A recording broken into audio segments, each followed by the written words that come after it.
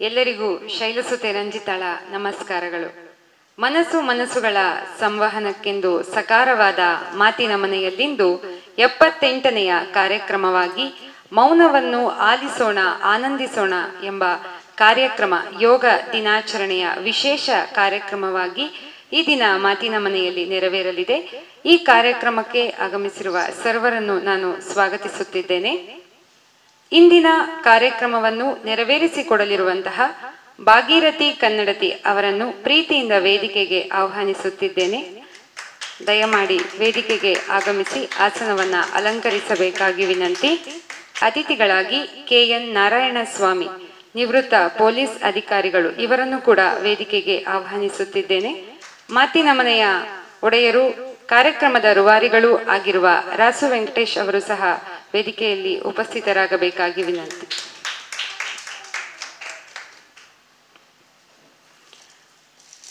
ಇಂದಿನ ಕಾರ್ಯಕ್ರಮದ ಪ್ರಾರ್ಥನೆಯನ್ನು ಕುಮಾರಿ ಮಯೂನ ಅವರು ನೆರವೇರಿಸಿಕೊಡಲಿದ್ದಾರೆ. ಗಜಾನನ ಓಂ ಗಜವದನ, ಗಜಾನನ ಓಂ ಗಜವದನ, ಹೇರಂಬ ಗಜಾನನ, ಹೇರಂಬ ಗಜಾನನ, ಗಜಾನನ ಓಂ ಗಜವದನ, ಗಜಾನನ ಓಂ ಗಜವದನ. ಪಾಹಿ ಪಾಹಿ ಗಜಾನನ, ಪಾಹಿ ಪಾಹಿ ಗಜಾನನ, ಪಾರ್ವತಿ ಪುತ್ರ ಗಜಾನನ, ಪಾರ್ವತಿ ಪುತ್ರ ಗಜಾನನ, ಗಜಾನನ ಓಂ ಗಜವದನ, ಗಜಾನನ ಓಂ ಗಜವದನ. ಪಾರ್ವತಿ ವರಸುತ ಗಜಾನನ, ಪಾರ್ವತಿ ವರಸುತ ಗಜಾನನ, ಪಾಲಿಸು ಎಮ್ಮನು ಗಜಾನನ, ಪಾಲಿಸು ಎಮ್ಮನು ಗಜಾನನ, ಗಜಾನನ ಓಂ ಗಜವದನ, ಗಜಾನನ ಓಂ ಗಜವದನ. ಹೇರಂಬ ಗಜಾನನ, ಹೇರಂಬ ಗಜಾನನ, ಗಜಾನನ ಓಂ ಗಜವದನ, ಗಜಾನನ ಓಂ ಗಜವದನ, ಓಂ ಗಜವದನ, ಓಂ ಗಜವದನ. ಕುಮಾರಿ ಮಯೂನ ಇವರಿಗೆ ಧನ್ಯವಾದಗಳು. ಕಾರ್ಯಕ್ರಮಕ್ಕೆ ಆಗಮಿಸಿರುವ ಸರ್ವರನ್ನು ಸ್ವಾಗತಿಸಿ ಪ್ರಾಸ್ತಾವಿಕ ನುಡಿಗಳನ್ನಾಡಲಿದ್ದಾರೆ ರಾಸು ವೆಂಕಟೇಶ್ ಅವರು. ಮಾತಿನ ಮನೆಯ 78ನೇ ಕಾರ್ಯಕ್ರಮ ಇದು. 2020ರಲ್ಲಿ ಆರಂಭವಾದಂತಹ ಮಾತಿನ ಮನೆಯ ವೈಶಿಷ್ಟ್ಯಮಯ ಕಾರ್ಯಕ್ರಮಗಳು ಇವತ್ತು 78ರ ಘಟ್ಟಕ್ಕೆ ತಲುಪಿದೆ. ಇವತ್ತಿನ ದಿನ ಭಾಗೀರಥಿ ಕನ್ನಡತಿಯವರಿಂದ ಮೌನವನ್ನು ಆಲಿಸೋಣ ಆನಂದಿಸೋಣ ಅಂತ ಒಂದು ಯೋಗ ವಿಶೇಷ ಕಾರ್ಯಕ್ರಮ ಮಾಡ್ತಾ ಇದ್ದೀವಿ. ನಿಮಗೆಲ್ಲ ಗೊತ್ತಿರಬೇಕು, ಈಗ 2 ದಿವಸದ ಹಿಂದೆ 10ನೇ ವಿಶ್ವ ಯೋಗ ದಿನಾಚರಣೆಯನ್ನು ಮಾಡಿದ್ದೀವಿ. ಸೊ ಈ ಕಾರ್ಯಕ್ರಮದಲ್ಲಿ ಭಾಗೀರಥಿಯವರು ನಮ್ಮೊಂದಿಗೆ ಯೋಗದ ಬಗ್ಗೆ ಹಲವಾರು ವಿಷಯಗಳನ್ನ ತಿಳಿಸ್ಕೊಡ್ತಾ ಇದ್ದಾರೆ. ಅವರಿಗೆ ಮಾತಿನ ಮನೆಯ ಪರವಾಗಿ ಪ್ರೀತಿಯ ಸ್ವಾಗತವನ್ನು ಕೋರ್ತಾ ಇದ್ದಾರೆ.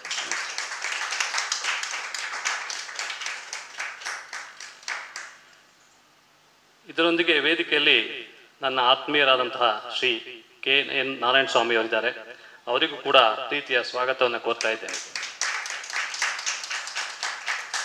ನಾರಾಯಣ ಸ್ವಾಮಿ ಅವರು ನಿವೃತ್ತ ಪೊಲೀಸ್ ಅಧಿಕಾರಿಗಳು. ಹಲವಾರು ತಂಡಗಳಲ್ಲಿ, ಕ್ಷೇತ್ರಗಳಲ್ಲಿ ಅವರು ಕೆಲಸ ಮಾಡಿ ಈಗ ನಿವೃತ್ತರಾಗಿದ್ದಾರೆ. ಆದರೂ ಕೂಡ ಪೊಲೀಸ್ ಇಲಾಖೆಯೊಂದಿಗೆ ನಿಕಟ ಸಂಪರ್ಕ ಹೊಂದಿದ್ದು ಸೇವೆ ಸಲ್ಲಿಸ್ತಾ ಇದ್ದಾರೆ. ಅವರಿಗೆ ಮತ್ತೊಮ್ಮೆ ಸ್ವಾಗತವನ್ನು ಕೋರ್ತಾ ಇದ್ದೇನೆ. ಇವತ್ತಿನ ಕಾರ್ಯಕ್ರಮಕ್ಕೆ ನೀವುಗಳೆಲ್ಲ ಬಂದಿದ್ದೀರಿ. ಹಾಗೂ ಫೇಸ್ಬುಕ್ ನೇರ ಪ್ರಸಾರದಲ್ಲಿ ನಮ್ಮ ಈ ಕಾರ್ಯಕ್ರಮ ಪ್ರಸಾರವಾಗ್ತಾ ಇದೆ. ಅವರೆಲ್ಲರಿಗೂ ಕೂಡ ಪ್ರೀತಿಯ ಸ್ವಾಗತವನ್ನು ಕೋರ್ತಾ ಇದ್ದೇನೆ. ಭಾಗೀರಥಿ ಕನ್ನಡತಿ ಇವರ ಕಾರ್ಯಕ್ರಮಗಳನ್ನ ನಾನು ನೇರ ಪ್ರಸಾರಗಳಲ್ಲಿ ಸುಮಾರು ನೋಡಿದ್ದೀನಿ ಕಾರ್ಯಕ್ರಮಗಳನ್ನ. ದೇಶ ವಿದೇಶಗಳಲ್ಲಿ ಸುತ್ತಿ ಇವರು ಯೋಗದ ಒಂದು ಪ್ರಭಾವವನ್ನು ಹರಡ್ತಾ ಇದ್ದಾರೆ.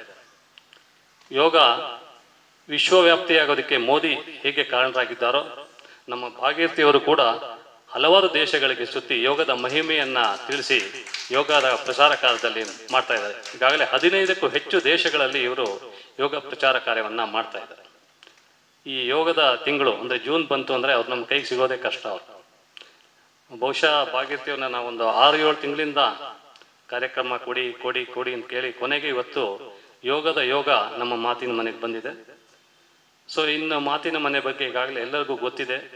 ವೈಶಿಷ್ಟ್ಯಮಯ ಕಾರ್ಯಕ್ರಮಗಳನ್ನ ನಾವು ಮಾಡ್ಕೊಂಡು ಬರ್ತಾ ಇದ್ದೀವಿ, ಮುಂದೆಯೂ ಮಾಡ್ತೀವಿ. ಇದಕ್ಕೆ ನಿಮ್ಮೆಲ್ಲರ ಸಹಕಾರ ಅಗತ್ಯ ಅಂತ ಹೇಳಿ ನನ್ನ ಪ್ರಾಸ್ತಾವಿಕ ನುಡಿಗಳನ್ನ ಮುಗಿಸ್ತಾ ಇದ್ದೇನೆ. ನಮಸ್ಕಾರ.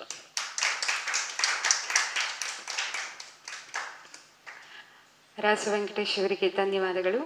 ಈಗ ವೇದಿಕೆಯಲ್ಲಿ ಅತಿಥಿ ಗಣ್ಯರಿಂದ ದೀಪ ಬೆಳಗುವುದರ ಮೂಲಕ ಕಾರ್ಯಕ್ರಮದ ಉದ್ಘಾಟನೆಯನ್ನ ನೆರವೇರಿಸಿಕೊಡಬೇಕಾಗಿ ವಿನಂತಿ.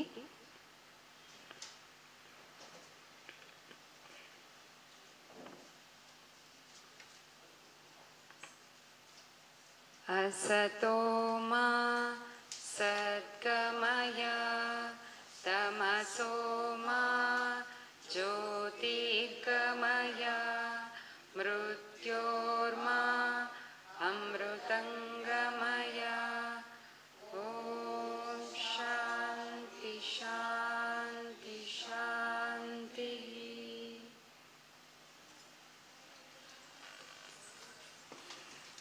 ಧನ್ಯವಾದಗಳು. ಇಂದಿನ ಕಾರ್ಯಕ್ರಮ ಮೌನವನ್ನ ಆಲಿಸೋಣ ಆನಂದಿಸೋಣ. ಭಾಗೀರಥಿ ಕನ್ನಡತಿ ಅವರು ಇದನ್ನ ನೆರವೇರಿಸಿಕೊಡಲಿದ್ದಾರೆ. ಅವರನ್ನ ಗುರುಮಾ ಅಂತಾನೆ ಕರೀತಾರೆ. ಯಾಕೆ ಅಂತ ಹೇಳಿದ್ರೆ ಅವರೊಬ್ರು ಯೋಗ ತಪಸ್ವಿ. ಸತತವಾಗಿ ಯೋಗಾಭ್ಯಾಸದಿಂದ ಯೋಗ ತಪಸ್ಸನ್ನ ಮಾಡಿ ಅವರು ವಿಶ್ವ ಮಟ್ಟದಲ್ಲಿ ಗುರುತಿಸಿಕೊಂಡಿದ್ದಾರೆ. ಅವರು ಅವರ ಹೆಸರಿನ ಮುಂದೆ ಕನ್ನಡತಿ ಅಂತ ಹಾಕೊಂಡಿರುವುದು ಅವರ ಅಪಾರ ಕನ್ನಡ ಪ್ರೇಮಕ್ಕೆ ಸಾಕ್ಷಿ.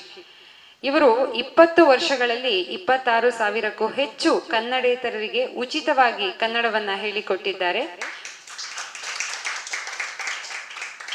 2019ರಲ್ಲಿ ದುಬೈನಲ್ಲಿ ದೈಹಿಕ ಮತ್ತು ಸಾಂಸ್ಕೃತಿಕ ತರಬೇತುದಾರರಾಗಿಯೂ ಕೂಡ ಕೆಲಸವನ್ನ ನಿರ್ವಹಿಸಿದ್ದಾರೆ. ಬ್ರಿಟನ್ನಿನ ಕನ್ನಡಿಗರು ಯುಕೆ ಸಂಘಟನೆಯ ಸಂಪರ್ಕದ ಮೂಲಕ ಯುಕೆ ನಿವಾಸಿಗಳಿಗೂ ಕೂಡ ಆನ್ಲೈನ್ ನಲ್ಲಿ ಯೋಗವನ್ನ ಕಲಿಸಿದ್ದಾರೆ. ಯುಎಇಯಲ್ಲಿ ಬುದ್ಧಿಮಾಂದ್ಯ ಯುವಕರಿಗೆ ಯೋಗ ಪರಿಚಯಿಸಿದ ಮೊದಲಿಗರು ಇವರಾಗಿದ್ದಾರೆ.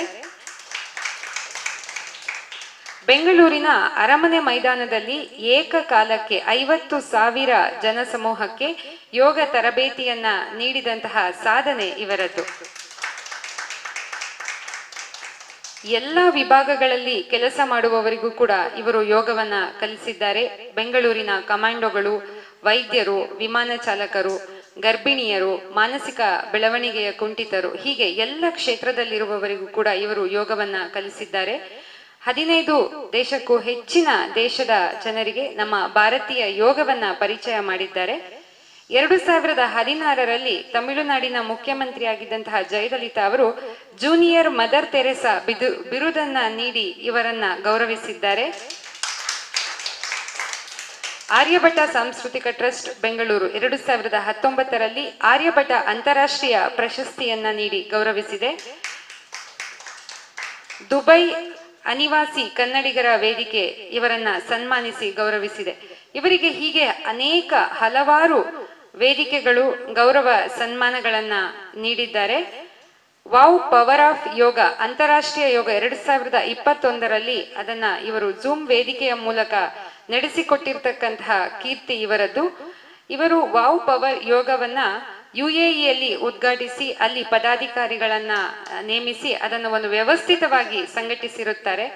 ಇವತ್ತು ನಿಜಕ್ಕೂ ಇವರು ನಮ್ಮೊಂದಿಗಿರುವುದು ನಮ್ಮ ಮಾತಿನ ಮನೆಯ ಯೋಗಾನುಯೋಗ ಎಂದೇ ನಾವು ಭಾವಿಸುತ್ತೇವೆ.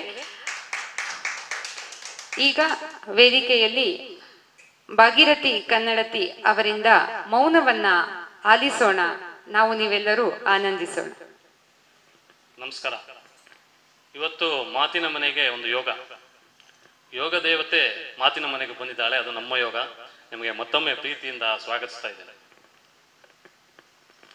ಈ ಒಂದು ಕಾರ್ಯಕ್ರಮಕ್ಕೆ ನನ್ನ ಆಹ್ವಾನಿಸಿ ಈ ವೇದಿಕೆಯನ್ನು ನೀಡಿರೋದಕ್ಕೆ ನಿಮಗೆ ನನ್ನ ಅನಂತ ಧನ್ಯವಾದಗಳು. ಹಾಗೆ ಮುಂಭಾಗದಲ್ಲಿ ಕುಳಿತಿರುವಂತಹ ಎಲ್ಲ ವೀಕ್ಷಕ ವೃಂದದವರಿಗೆ ಮತ್ತು ಸ್ನೇಹಿತರಿಗೂ ಕೂಡ ಅನಂತ ಧನ್ಯವಾದಗಳು.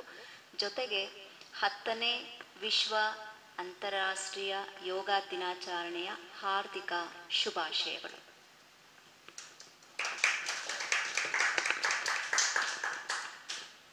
ಸೊ ಯೋಗ ದಿನಾಚರಣೆ ನಾವು ಜೂನ್ 21 ಪ್ರತಿ ವರ್ಷ ಮಾಡ್ತಾ ಇದ್ದೀವಿ. ನಮ್ಮ ಸನ್ಮಾನ್ಯ ಪ್ರಧಾನಮಂತ್ರಿ ಮೋದಿಯವರಿಂದ ಅದು ವಿಶ್ವವ್ಯಾಪಿಯಾಗಿದೆ. ಇದು 10ನೇ ವಿಶ್ವ ಯೋಗ ದಿನ ನಾವು ಆಚರಿಸಿದ್ದೀವಿ ಮೊನ್ನೆ ದಿವಸ. ಇವತ್ತು ಮಾತಿನ ಮನೆಯಲ್ಲಿ ಯೋಗದ ಕುರಿತು ಒಂದು ವ್ಯವಸ್ಥಿತವಾದ ಚರ್ಚೆ ಕಾರ್ಯಕ್ರಮ ಮಾಡೋಣ ಅಂತ ನಿಮ್ಮನ್ನು ಆಹ್ವಾನಿಸಿದ್ದೀವಿ. ಮೂಲತಃ ಯೋಗ ಅಂತಂದರೆ ಒಂದು ಸಂಸ್ಕೃತದ ಪದ ರುಜ್ ಅಂತ, ಅಂದರೆ ಎಲ್ಲರನ್ನು ಒಟ್ಟುಗೂಡಿಸೋದು ಅನ್ನೋದು. ಸೊ ಯೋಗದಲ್ಲಿ ಮನಸ್ಸು ಹಾಗೂ ದೇಹಗಳನ್ನು ಒಟ್ಟುಗೂಡಿಸುವಂಥ ಒಂದು ಕ್ರಿಯೆ ನಡೆಯುತ್ತೆ ಅನ್ನೋದು.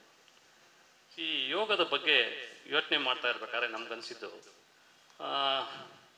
ಯೋಗಗಳ ಬಗ್ಗೆ ನಾವು ಬರೀ ಚರ್ಚೆ ಮಾಡ್ತಾ ಇದ್ದೀವಿ, ಯಾರು ಪ್ರಾಯೋಗಿಕವಾಗಿ ಏನು ಮಾಡ್ತಾ ಇಲ್ಲ.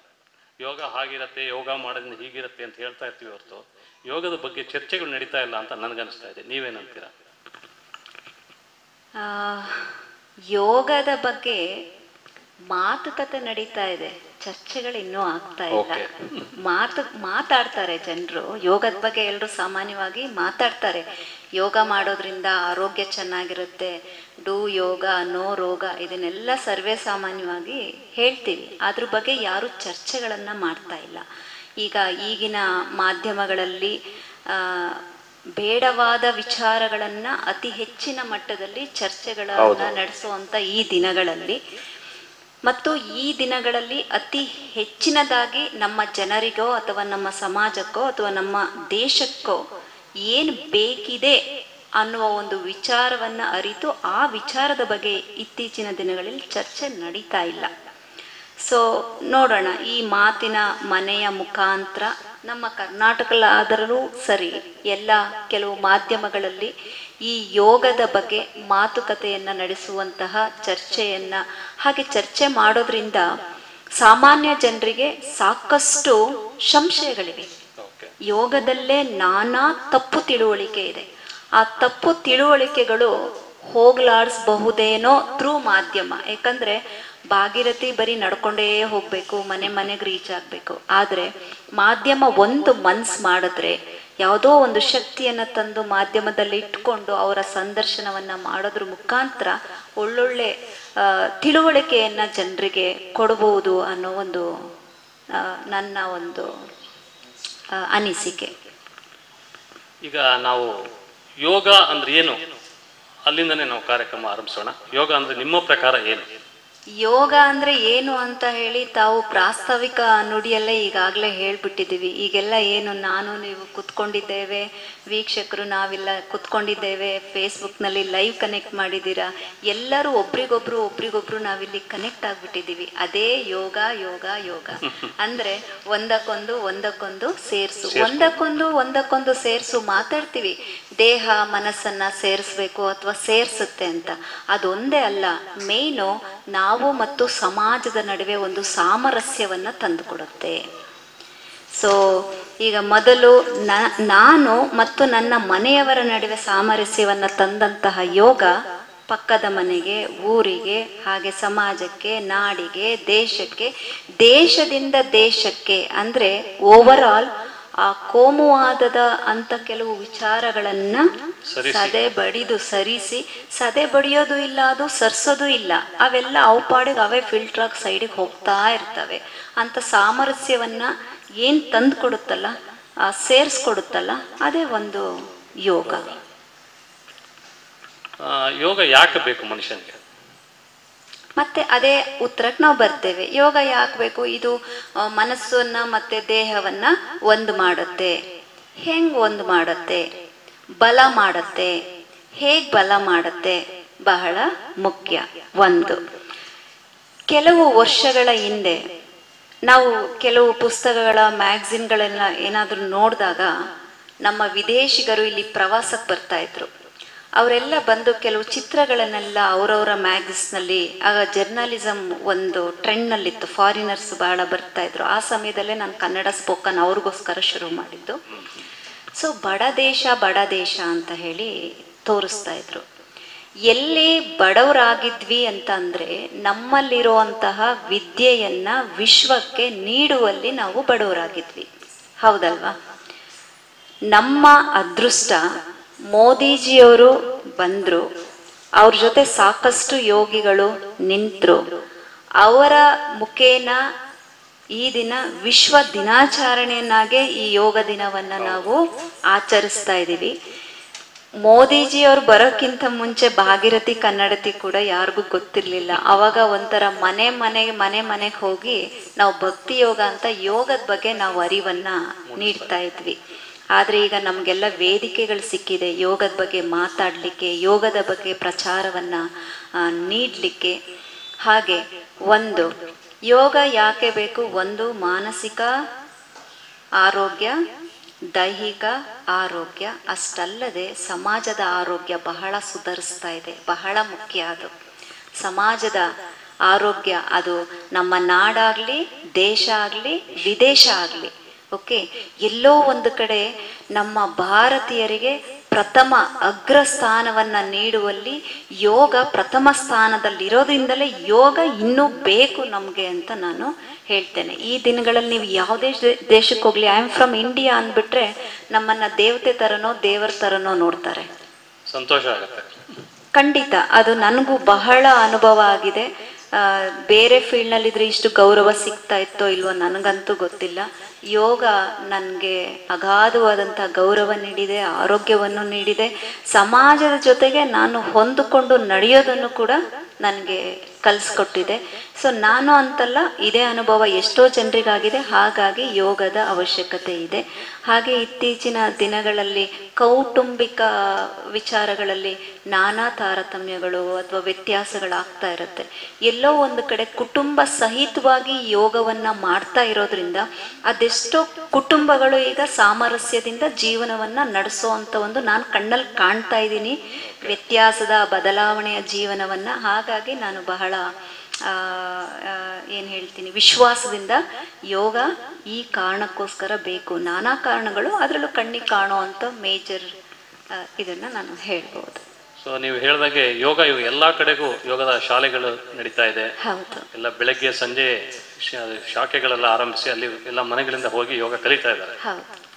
ಈ ಯೋಗದಲ್ಲಿ ಅಷ್ಟಾಂಗ ಯೋಗ ಅಂತ ಏನಿದೆ, ಏನು ಹಾಗೆ? ಯೋಗ ಅಂತ ಮೆನ್ಷನ್ ಮಾಡಿ ಅಷ್ಟಾಂಗ ತಗೊಂಡಾಗ ಮನುಷ್ಯನಿಗೆ ಒಂದು ಸೀರಿಯಸ್ನೆಸ್ ಬರುತ್ತೆ. ಅವನು ಪ್ರತಿಯೊಬ್ಬ ಸಾಮಾನ್ಯ ಜೀವನದಲ್ಲೂ ಆ ಅಷ್ಟಾಂಗಗಳು ಇರಬೇಕು, ಆದರೆ ಅವನಿಗೆ ಗೊತ್ತಿಲ್ಲ. ಅಂದರೆ ಈಗ ನಾನು ಅಥವಾ ಈಗ ಶ್ರೀ ರಾಸೋರ್ ನನ್ನ ಜೊತೆ ಇದ್ದಾರೆ, ನಿಮಗೆ ಒಂದು ವೈಯಕ್ತಿಕವಾಗಿ ಒಂದು ಶಿಸ್ತಿದೆ. ಶಿಸ್ತು ಇರಬೇಕಾ ಬೇಡವಾ? ಅದಿದ್ರೇನೆ ಇದನ್ನೇನಾದರೂ ಮಾಡ್ಲಿಕ್ಕೆ ಸಾಧ್ಯ. ಹಾಗೆ ವೈಯಕ್ತಿಕವಾಗಿ ಶಿಸ್ತಿದ್ದ ಮೇಲೆ ಸಾಮಾಜಿಕವಾಗಿ ನಮಗೊಂದು ಶಿಸ್ತಿರಬೇಕು. ಹಾಗೆ ಯೋಗದಲ್ಲಿ ಯಮ, ನಿಯಮ, ಆಸನ, ಪ್ರಾಣಾಯಾಮ, ಧ್ಯಾನ, ಧಾರಣ, ಸಮಾಧಿ, ಹೀಗೆ ಹಂತ ಹಂತವಾಗಿ ಕೆಲವು ಮೆಟ್ಟಿಲು ಅಂತ ನಾವು ಹೇಳ್ತೇವೆ. ಯೋಗ ಅಂದ ತಕ್ಷಣ ಎಲ್ಲರೂ ಏನು ಮಾಡ್ತೀವಿ, ಒಂದು 10 ಆಸನಗಳು ಹಾಕಿದ ತಕ್ಷಣ ಅದು ಅವನು ಯೋಗ ಮಾಡ್ತಾನೆ, ಇದು ಯೋಗಾಸನ ಅಂತ ಹೇಳ್ತೀವಿ. ಅದು ಹಾಗಲ್ಲ, ಅದು ಒಂದು ಮೆಟ್ಟಿಲು. ಆ 8 ಅಂಗಗಳಲ್ಲಿ ಬರುವಂಥದ್ದು ಒಂದು ಮೆಟ್ಟಿಲು. ಆಸನಗಳಿಗೆ ಬರುವ ಮುನ್ನ ಆ ಯಮ ನಿಯಮಗಳಿದೆಯಲ್ಲ ಬಹಳ ಮುಖ್ಯ. 3ನೇ ಮೆಟ್ಟಿಲು ಆಸನ. ಸೊ ಇದು ಈ ಅಷ್ಟಾಂಗದ ಬಗ್ಗೆ ನಾವು ಚರ್ಚೆ ಮಾಡಲಿಕ್ಕೆ, ಮಾತಾಡಲಿಕ್ಕೆ ಬಹಳ ದೊಡ್ಡ ಸಮಯ ನಮಗೆ ಬೇಕಾಗತ್ತೆ. ಅದು ಸಣ್ಣ ಪ್ರಮಾಣದಲ್ಲಿ ತಿಳಿಸೋದಾದರೆ ನಾನೀಗ ಏನು ಮೆನ್ಷನ್ ಮಾಡಿದೆ 8 ಮೆಟ್ಟಿಲುಗಳನ್ನು, ಈ 8 ಮೆಟ್ಟುಗಳ ಅಷ್ಟ ಅಂದರೆ 8, ಇವನಿಷ್ಟು ಸೇರಿಸಿ ಯಾರು ಸಾಧನೆಯಲ್ಲಿ ತೊಡಗ್ತಾರೋ ಅದು ಅಷ್ಟಾಂಗ ಆಗುತ್ತೆ ಅಂತ ಅರ್ಥ. ಮತ್ತೆ ಈ ಯೋಗದಲ್ಲಿ ಎಷ್ಟೋ ಬಗೆಗಳೆಲ್ಲ ಇದೆ ಅಂತ ಹೇಳ್ತಾರೆ. ಈ ಅಷ್ಟಾಂಗ ಅನ್ನೋದು ನಮ್ಮ ದೇಹದ 8 ಅಂಗಗಳು ಸೇರಿ ಯೋಗ ಮಾಡ್ತೀವಿ ಅಂತ ಒಂದು ರೀತಿ ಒಂದು ಕಡೆ ಹೇಳ್ತಾರೆ. ಯೋಗದಲ್ಲಿ ಎಷ್ಟೋ ಬಗೆಗಳಿದೆ ಅಂತ, ಏನು ಬಗೆಗಳು ಇದಕ್ಕೂ ಅಷ್ಟಾಂಗಕ್ಕೂ ಏನು? ತುಂಬಾ ಒಳ್ಳೆ ಪ್ರಶ್ನೆ ಇದು. ಸಾಮಾನ್ಯರಿಗೂ ಬಹಳ ಈ ಪ್ರಶ್ನೆ ಇರುತ್ತೆ. ಈಗ ಮನುಷ್ಯ ಅನ್ನೋದು ಒಂದು ಜಾತಿ ಅಲ್ವಾ? ಮನುಷ್ಯನ ಜಾತಿಯಲ್ಲಿ ಭಾಗೀರಥಿ ಒಬ್ಳು ಮನುಷ್ಯ ಜಾತಿಯಲ್ಲಿ ಹುಟ್ಟಿದ್ದಾಳೆ. ರಾಸು ಆಗಿ ನೀವು ಕೂಡ ಹುಟ್ಟಿದ್ದೀರಾ. ಆದರೆ ಜಾತಿ ಯಾವುದು? ಮನುಷ್ಯ ಜಾತಿ. ಹಾಗೆ ಯೋಗ ಅನ್ನೋದು ಒಂದೇ. ಆ ಯೋಗದ ಒಳಗೆ ನಾವು ಆ ಯೋಗ ಈ ಯೋಗ ಹೀಗೆಲ್ಲ ಮಾಡ್ಕೊಂಡಿರೋ ಅಂಥದ್ದು ನಾವುಗಳು. ಆದರೆ ಅಲ್ಲಿ ಕ್ರಿಯಾ ಯೋಗ ಅಂತ ಬರುತ್ತೆ, ಭಕ್ತಿ ಯೋಗ ಅಂತ ಬರುತ್ತೆ. ಭಕ್ತಿಯನ್ನ ಪ್ರಧಾನವಾಗಿ ಇಟ್ಕೊಂಡು ಈಗ ಅದರಲ್ಲಿ ನಾವು ಭಜನೆಗಳನ್ನ ಮಾಡುವಂಥದ್ದು, ದೇವರ ಸ್ಮರಣೆಯನ್ನ ಮಾಡುವಂಥದ್ದು ಅವರವರ ನಂಬಿಕೆಗೆ ಅನುಗುಣವಾಗಿ. ಯಾಕಂದ್ರೆ ಈ ಒಂದು ಸಂದರ್ಶನ ಸರ್ವಧರ್ಮೀಯವಾಗಿ ಇರೋದ್ರಿಂದ ಅವನು ಮುಸ್ಲಿಮನಾಗಿರ್ಲಿ, ಕ್ರಿಶ್ಚಿಯನ್ನನಾಗಿರ್ಲಿ ಅಥವಾ ಹಿಂದುವರಾಗಿರ್ಲಿ, ಯಾರಾದ್ರೂ ಆಗಿರ್ಲಿ, ಅವರವರ ಧರ್ಮಕ್ಕೆ ಅನುಗುಣವಾಗಿ ಭಕ್ತಿಯನ್ನ ಪ್ರಧಾನವಾಗಿ ಇಟ್ಕೊಂಡು, ಈಗ ನಾನು I believe in Rama, Rama Rama Rama ರಾಮನನ್ನ ನಾನು ಭಜಿಸ್ತಾ ಇದ್ದೀನಿ, ಇದು ಒಂದು ಯೋಗನೇ, ಭಕ್ತಿ ಯೋಗ ಇದು ಅಲ್ವಾ? ಸೊ ಹಾಗೆ ಇನ್ನು ನನ್ನ ಸ್ನೇಹಿತ ಪಕ್ಕದಲ್ಲಿದ್ದಾನೆ, ಅಲ್ಲ ಅಲ್ಲ ಅವನ ಭಕ್ತಿ, ಅದು ಅವನ ಭಕ್ತಿ ಯೋಗ. ಇನ್ನೊಬ್ಬ ಏಸು ಅದು ಅವನ ಭಕ್ತಿ ಯೋಗ. ದೇವನೊಬ್ಬ, ನಾಮ ಹಲವು, ಒಟ್ಟಾರೆ ಭಕ್ತಿ ಯೋಗ. ಹಾಗೆ ಕ್ರಿಯಾ ಯೋಗ ಅಂತ ಬರುತ್ತೆ. ಕ್ರಿಯಾ ಯೋಗ ಅಂತ ಹೇಳಿದ್ರೆ ಕ್ರಿಯೆಗಳು ಬರ್ತವೆ. ನೀವು ಆಸನಗಳನ್ನ ಮಾಡೋದಕ್ಕಿಂತ ಮುಂಚೆ ನಾವು ಕೆಲವು ಶುದ್ಧಿಗಳನ್ನ ಮಾಡ್ಕೊಳ್ತೇವೆ. ಈಗ ನಾವೇನು ಪ್ರಾಣಾಯಾಮ ಮಾಡ್ತೇವೆ, ಪ್ರಾಣಾಯಾಮ ಅಂತ ತಗೊಂಡ್ರೆ ಆಸನಗಳಿಗಿಂತ ಮುಂಚೆ ಮಾಡಬೇಕು. ಅಥವಾ ಇನ್ನೊಂದು ಬಹಳ ಮುಖ್ಯ, ಕೆಲವರಿಗೆ ಕೇಳ್ತಾ ಇರ್ತಾರೆ ಯಾವಾಗಲೂ, ವೀಕ್ಷಕರಲ್ಲೂ ಆ ಒಂದು ಅನುಮಾನ ಇರ್ಬೋದು, ಈ ಪ್ರಾಣಾಯಾಮವನ್ನ ಆಸನಗಳಿಗಿಂತ ಮುಂಚೆ ಮಾಡಬೇಕು ಅಥವಾ ಆಸನಗಳೆಲ್ಲ ಆದಮೇಲೆ ಮಾಡಬೇಕು ಅಂತ. ಬೆಸ್ಟ್ ಎಕ್ಸಾಂಪಲ್, ನಾವು ಊಟ ಕೂತಿದ್ದೀವಪ್ಪ, ಊಟ ಮಾಡ್ತಾ ಇದ್ದೀವಿ ಅಂತ ಇಟ್ಕೊಳ್ಳಿ. ಊಟ ಮಾಡುವಾಗ ನೀವು ಕೈ ತೊಳೆದು ಊಟ ಮಾಡ್ತೀರಾ ಇಲ್ವಾ? ಕೈ ತೊಳೆದು ಊಟ ಮಾಡಿದ್ವಿ, ಸೊ ಊಟ ಆಗೋಯ್ತು, ಹಂಗೆ ಕೈಯಲ್ಲಿ ಎದ್ದು ಹೋಗ್ತೀರಾ? ಕೈ ತೊಳಿತೀವಿ. ಎರಡೂ ಕಡೆಯ ಶುದ್ಧೀಕರಣ ನಡಿಬೇಕು. ಹಾಗೆ ನಾಡಿ ಶೋಧನ ಅಂತ ಒಂದು ಪ್ರಾಣಾಯಾಮ ಬರುತ್ತೆ. ಅದು ಆಸನಗಳ ಮುನ್ನ, ಆಸನಗಳ ನಂತರ ಎರಡೂ ಸಮಯದಲ್ಲೂ ಮಾಡಬೇಕಾಗಿರುವಂತಹ, ಎಲ್ಲರೂ ಸರ್ವೇ, ಅವನು ಅನಾರೋಗ್ಯವಾಗಿದ್ದಾನೋ ಆರೋಗ್ಯವಾಗಿದ್ದಾನೋ, ಅವನು ಧ್ಯಾನ ಮಾಡಿದಾನೋ ಮಾಡಿಲ್ವೋ, ಬಿಫೋರ್ ಆ್ಯಂಡ್ ಆಫ್ಟರ್ ಎರಡೂ ಸಮಯ ಮಾಡುವಂತಹ ಒಂದು ಏಕೈಕ ಪ್ರಾಣಾಯಾಮ ಅಂತ ಹೇಳಿದ್ರೆ ಅದು ನಾಡಿ ಶೋಧನ. ಮೋಸ್ಟ್ಲಿ ಅಷ್ಟಾಂಗದ ಬಗ್ಗೆ ನಿಮಗೆ ಕ್ಲಿಯರ್ ಆಯಿತು. ಹಾಗೆ ಇನ್ನು ಯೋಗದಲ್ಲಿ ನಾನು ಅದು ಒಂದು ಕ್ಲಿಯರ್ ಮಾಡ್ತೀನಿ ಬಗೆಗಳು. ಈಗ ನಾವು ಕ್ರಿಯಾ ಯೋಗ ಅಂತ ಹೇಳಿದ್ವಿ, ಭಕ್ತಿ ಯೋಗ ಅಂತ ಹೇಳಿದ್ವಿ. ಈಗ ನನ್ನನ್ನು ಗುರುತಿಸುವಾಗ ಪವರ್ ಯೋಗ ಅಂತ ಹೇಳ್ತಾರೆ, ಒಬ್ಬರು ಅಷ್ಟಾಂಗ ಯೋಗ ಅಂತ ಹೇಳ್ತಾರೆ ಅಲ್ವಾ, ಒಬ್ಬರು ಪತಾಂಜಲಿ ಯೋಗ ಅಂತ ಹೇಳ್ತಾರೆ. ಅವರವರ ಈಗ ನಮ್ಮ ಮನೆಗೊಂದು ನಮ್ಮದೇ ಆದಂಥ ಒಂದು ಹೆಸರು ಇಟ್ಕೊಂಡಿರ್ತೀವಲ್ಲ, ಹಾಗೆ ಒಂದೊಂದು ಈಗ ಬ್ರ್ಯಾಂಡ್ ಅಂತೀವಲ್ಲ, ಹಾಗೆ ಒಂದೊಂದು ಹೆಸರು ಇಟ್ಕೊಳ್ತಾ ಹೋಗ್ತಾರೆ. ಪತಂಜಲಿ ಅಂತ ಹೇಳಿದ್ರೆ ಅದು ನಮ್ಮ ಯೋಗದ ಮಹರ್ಷಿಗಳ ಪಿತಾಮಹ ಯಾರಿದ್ದಾರೆ ಅವರ ಆ ಗುರುವಿನ ಹೆಸರು, ಆಯ್ತಾ? ಸೊ ಹಾಗಾಗಿ ಅವ್ರ ಮೇಲೆ ಪ್ರೀತಿ ಇರೋರು ಆ ಹೆಸರನ್ನ ಇಟ್ಕೊಂಡ್ರು. ಈಗ ನಾನು ಕಂಡ್ಕೊಂಡೆ ಯೋಗದಲ್ಲಿ ಒಂದು, ಅದು ಪವರ್ ಯೋಗ ಅಂತ ನಾನು ಇಡ್ಲಿಲ್ಲ, ನನ್ನ ವಿದ್ಯಾರ್ಥಿಗಳೆಲ್ಲ ಸೇರಿ ಇಟ್ಟದು. ಅದು ಪವರ್ ಅಂದ್ರೆ ಶಕ್ತಿ, ಆ ಯೋಗದಿಂದ ಶಕ್ತಿ ಸಿಗ್ತಾ ಇದೆ, ಅದಕ್ಕೆ ಪವರ್ ಯೋಗ ಅಂತ ಕರೆದ್ರು. ಲಾಸ್ಟಲ್ಲಿ ಅಬ್ಬಾ ವಾವ್ ಫೀಲಿಂಗ್ ಗುಡ್ ಅನ್ನೋ ಒಂದು ಅವ್ರಿಗೆ ಅನ್ನಿಸ್ತಿತ್ತು. ಅದಕ್ಕೆ ಅವ್ರೇನು ಮಾಡಿದ್ರು, ವಾವ್ ಪವರ್ ಯೋಗ ಅಂತ ಕಳ್ಕೊಂಡ್ರು. ಹಾಗೆ ಈ ಥರ ವಿವಿಧ ರೀತಿಯಾದಂತಹ ಶೀರ್ಷಿಕೆಗಳು. ಆದರೆ ಯೋಗ ಈಸ್ ಆಲ್ವೇಸ್ ಒನ್ ಮೆಥಡ್ ಅಷ್ಟೇ. ಊಟ ಅಂತ ನಾವು ಹೆಂಗೆ ಹೇಳ್ತೀವಿ ಹಾಗೆ. ಹಿಂದೆ ನಿಮ್ದೊಂದು ಯೋಗ ಕಾರ್ಯಕ್ರಮ ನಾನು ನೋಡ್ಬೇಕಾದ್ರೆ ನೀವು ತಲೆಯ ಜುಟ್ಟನ್ನ ಕಟ್ಕೊಂಡಿರ್ಬೇಕು ಹೆಣ್ಮಕ್ಳು ಅಂತ ಹೇಳಿದ್ ನೆನಪು ನನಗೆ. ಈ ತಲೆ ಕೂದಲಿಗೂ ನಾಡಿಗೂ ಏನಾದ್ರು ಸಂಬಂಧ ಇದೆಯಾ? ಎಸ್, ಬಹಳ ಒಳ್ಳೆ ಪ್ರಶ್ನೆ ಕೇಳಿದ್ದೀರಾ. ಹೆಣ್ಮಕ್ಳು ಅಂತ ಅಲ್ಲ, ಗಂಡು ಮಕ್ಳಿಗೂ ಕೂಡ ಇದು ಅನ್ವಯಿಸುತ್ತೆ. ಯಾಕೆ ಅಂತ ಹೇಳಿದ್ರೆ, ಈಗ ನನ್ನ ಕೂದಲನ್ನು ನಾನೇ ಬಿಟ್ಕೊಂಡಿದ್ದೀನಿ. ಈ ಕೂದಲು ನನಗೆ ಎಲ್ಲಿ ಸ್ಪರ್ಶವನ್ನು ನೀಡ್ತಾ ಇದೆ? ಮೆದುಳಿಗೆ ಸ್ಪರ್ಶವನ್ನು ನೀಡ್ತಾ ಇದೆ. ನಮ್ಮ ಶರೀರದಲ್ಲಿ ಎಲ್ಲರೂ ಕೇಳ್ತಾ ಇರ್ತೀವಿ 72,000 ನಾಡಿಗಳಿವೆ ಅಂತ ಮಾತಾಡ್ತೀವಿ. ಈಗ ಇವೆಲ್ಲ ಕಣ್ಣಿಗೆ ಕಾಣುವಂಥವಲ್ಲ, ಇವೆಲ್ಲ ಇಮ್ಯಾಜಿನರಿ, ಕಾಲ್ಪನಿಕವಾಗಿ ನಾವು ನಂಬಿ ಅನುಭವಿಸುವಂತಹ ಕೆಲವು ಶಕ್ತಿ ಚಲನ್ಸವು. ಅವುಗಳ ಹುಟ್ಟು ನಮಗೆ ಹೊಕ್ಕಳದಲ್ಲಾಗತ್ತೆ. ಅವುಗಳ ಹುಟ್ಟು ಎಲ್ಲಿ? ಹೊಕ್ಕಳ. ಸಿಂಪಲ್, ನಿಮ್ಗೆ ಅರ್ಥ ಆಗಬೇಕು ಅಂದರೆ, ನೀವು ನಿಮ್ಮ ಮಗುವಿಗೆ, ಅಮ್ಮ ನಿಮ್ಮ ಮಗುವಿಗೆ ನೀವು ಯಾವುದರ ಮುಖಾಂತರ ಪ್ರಾಣ ನೀಡಿದ್ದೀರಿ? ಹೊಕ್ಕಳು. ಮಗು ಹೊರಗೆ ಬಂದ ಮೇಲೆ ನಾವು ಅದನ್ನ ಕಟ್ ಮಾಡಿ ನಾವು ಬೇರ್ಪಡಿಸ್ತೇವೆ. ಹಾಗೆ ಹುಟ್ಟು ಇದ್ದ ಮೇಲೆ ಅದಕ್ಕೆ ಅಂತ್ಯವೂ ಇರಬೇಕಲ್ವಾ? ಹಾಗೆ ಆ ನಾಡಿಗಳ ಅಂತ್ಯ ಎಲ್ಲಿರುತ್ತೆ ಅಂದರೆ ಕೂದಲಲ್ಲಿರುತ್ತೆ. ನಮ್ಮ ಶರೀರದಲ್ಲಿ ಅಂತ ಅಲ್ಲ, ಪ್ರಪಂಚದಲ್ಲಿ ಯಾವುದೇ ವಿಚಾರಗಳು ತಗೊಂಡಾಗ ಪ್ರತಿ ಒಂದು ವಿಷಯಗಳಿಗೂ ಒಂದೊಂದು ನಾಡಿ ಇರುತ್ತೆ, ಒಂದೊಂದು ನಾಡಿ ಕನೆಕ್ಟ್ ಆಗುತ್ತೆ. ಮೇಯ್ನು ಈ ಕೂದಲು ನಿಮ್ಮ ಮೆದುಳಿಗೆ ಆಗಾಗ ಸ್ಪರ್ಶವನ್ನ ನೀಡ್ತಾ ಇದ್ರೆ ನಮ್ಮಲ್ಲಿ ಏಕಾಗ್ರತೆಯ ಕೊರತೆ ಉಂಟಾಗತ್ತೆ, ಚಂಚಲತೆ ಜಾಸ್ತಿ ಆಗತ್ತೆ. ಈಗ ನೋಡಿ, ಮಾಧ್ಯಮಗಳಲ್ಲಿ ಈಗ ನಂತರನೇ ಹೇರ್ ಬಿಟ್ಕೊಂಡು ಕೆಲವು ಸೆಲೆಬ್ರಿಟೀಸ್ಗಳು ಕೂತ್ಕೊಂಡು ಅವಾಗ ಹಿಂಗೆ ಮಾಡ್ಕೊಳ್ತಾನೆ ಇರ್ತಾರೆ. ಯೋಗದಲ್ಲಿ ನಾವು ಕೈಯು ಆಡ್ಸಂಗಿಲ್ಲ, ಕಾಲು ಆಡ್ಸಂಗಿಲ್ಲ, ಕಣ್ಣು ಬಿಡಂಗಿಲ್ಲ. ಏಕಾಗ್ರತೆಯಿಂದ ನಾವು ನಮ್ಮೊಳಗೆ ನಾವು ಪ್ರಯಾಣವನ್ನ ಮಾಡಬೇಕಾಗ್ತದೆ ಅಲ್ವಾ? ಸೊ ಹಾಗೆ ಆ ಏಕಾಗ್ರತೆಗೆ ಧಕ್ಕೆ ಆಗದೇ ಇರಲಿ ಅಂತ ಹೇಳ್ಬಿಟ್ಟು ನಿಮಗೂ ಅನುಭವ ಆಗಿರುತ್ತೆ. ನಾವು ಯಾವುದಾದ್ರೂ ಒಂದು ಪೂಜೆಗೆ ಕೂತ್ಕೊಂಡ್ರೆ ಮನೇಲಿ ಹಿರಿಯರಿದ್ರೆ ಅವ್ವ ಕೂದಲು ಕಟ್ಕೊಂಡು ಪೂಜೆ ಮಾಡು, ಊಟ ಬಡ್ಸಕ್ ಹೋದ್ರೆ ಕೂದಲು ಕಟ್ಕೊಂಡು ಊಟ ಬಡಿಸು ಅಂತ ಹೇಳ್ತಾನೆ ಇರ್ತಾರೆ. ಹಾಗೆ ಯೋಗ ಅನ್ನೋದು ಒಂದು ತಪಸ್ಸು. ಅವರ ಬಗ್ಗೆ ಅವರು ಅರಿವನ್ನ ತೆಗೆದುಕೊಳ್ಳೋದಕ್ಕೋಸ್ಕರ ನಾನ್ಯಾರು ಅನ್ನೋ ಅರಿವಿಗೋಸ್ಕರ ಬಂದು ಕುತ್ಕೊಂಡಿರ್ತಾರೆ. ಆ ಏಕದಲ್ಲಿ ಅವರ ಚಿತ್ತದಲ್ಲಿ ಚಾಂಚಲ್ಯತೆ ಇದ್ರೆ ಹೇಗೆ ಏಕಾಗ್ರತೆ ಬರೋದಕ್ಕೆ ಸಾಧ್ಯ? ಯಾವುದೇ ಒಂದು ಸಾಧನೆಯನ್ನ ಮಾಡುವಾಗ ಏಕಾಗ್ರತೆ ಅನ್ನೋದು, ಏಕಚಿತ್ತ ಅನ್ನೋದು ಬಹಳ. ಆ ಏಕಚಿತ್ತಕ್ಕೆ ಧಕ್ಕೆ ಆಗುವ ಕಾರಣ ಕೂದಲನ್ನ ಕಟ್ಟಿ ನೀವು ಅಭ್ಯಾಸವನ್ನ ಮಾಡಿ ಅಂತ ನಾನು ಪದೇ ಪದೇ ನನ್ನ ತರಗತಿಗಳಲ್ಲಿ ಹೇಳ್ತಾ ಇರ್ತೇನೆ. ಇನ್ನೂ ಒಂದು ನಿಮ್ಗೆ ಬಹಳ ಎಲ್ಲರಿಗೂ ಗೊತ್ತಿರೋದು, ಹಿಂದಿನ ಕಾಲದಲ್ಲಿ ಯುದ್ಧ ನಡೀತಾ ಇತ್ತು. ಹಿಂದಿನ ಕಾಲದಲ್ಲಿ ಯುದ್ಧ ನಡೆಯುವಾಗ ಯಾರ್ದಾರ್ದು ಒಬ್ಬಂದು ಪೇಟ ಕೆಳಗಡೆ ಬಿದ್ದೋದ್ರೆ, ಅವನ ಕಿರೀಟ ಕೆಳಗಡೆ ಬಿದ್ದೋದ್ರೆ ಅವನ್ನ ಕೊಲ್ಲೋ ಹಾಗಿರ್ಲಿಲ್ಲ. ಯಾಕಂದ್ರೆ ಅವನು ಚಾಂಚಲ್ಯತೆಗೆ, ಬುದ್ಧಿಗ್ರಹಣಕ್ಕೆ ಒಳಗಾದ. ಅವರ ಬುದ್ಧಿಗ್ರಹಣ ಎಲ್ಲಿ ಇದಾಗುತ್ತೋ ಅಂತ ಅವ್ರ ಕೂದಲನ್ನೆಲ್ಲ ಕಟ್ಟಿ ಅವರು ಕಿರೀಟಗಳನ್ನ ಧಾರಣೆ ಮಾಡಿಕೊಂಡು ಅವರು ಯುದ್ಧ ಮಾಡ್ತಾ ಇದ್ರು. ಅಪ್ಪಿತಪ್ಪಿ ಕಿರೀಟಗಳ ಕೆಳಗೆ ಬಿದ್ದಾಗ ಅವನನ್ನ ಅವರು ಸಾಯಿಸೋ ಹಾಗಿರ್ಲಿಲ್ಲ. ಅವರ ಎದುರಾಳಿ ಇದ್ದಂಥವ್ರು. ಆದ್ರ ಅವ್ರಿಗೊಂದು ನಂಬಿಕೆ ಇತ್ತು, ಅಂಥವನನ್ನ ನೀನು ಕೊಂದ್ರೆ ನಿನಗೆ ಒಳ್ಳೇದಾಗಲ್ಲ, ನೀನ್ ನರಕಕ್ಕೆ ಹೋಗ್ತೀಯಾ, ನೀನ್ ಶಾಪಕ್ಕೊಳಗಾಗ್ತೀಯಾ, ಈ ಥರದ್ದೊಂದಿತ್ತು. ಸೊ ಅಲ್ಲಿಂದನೇ ನಮ್ಗೆ ಈಸಿಯಾಗಿ ಅರ್ಥ ಆಗತ್ತೆ ನಮ್ಮ ಏಕಾಗ್ರತೆಗೆ ಕುಂದನ್ನ ನೀಡುತ್ತೆ ಕೂದಲು ಅಂತ.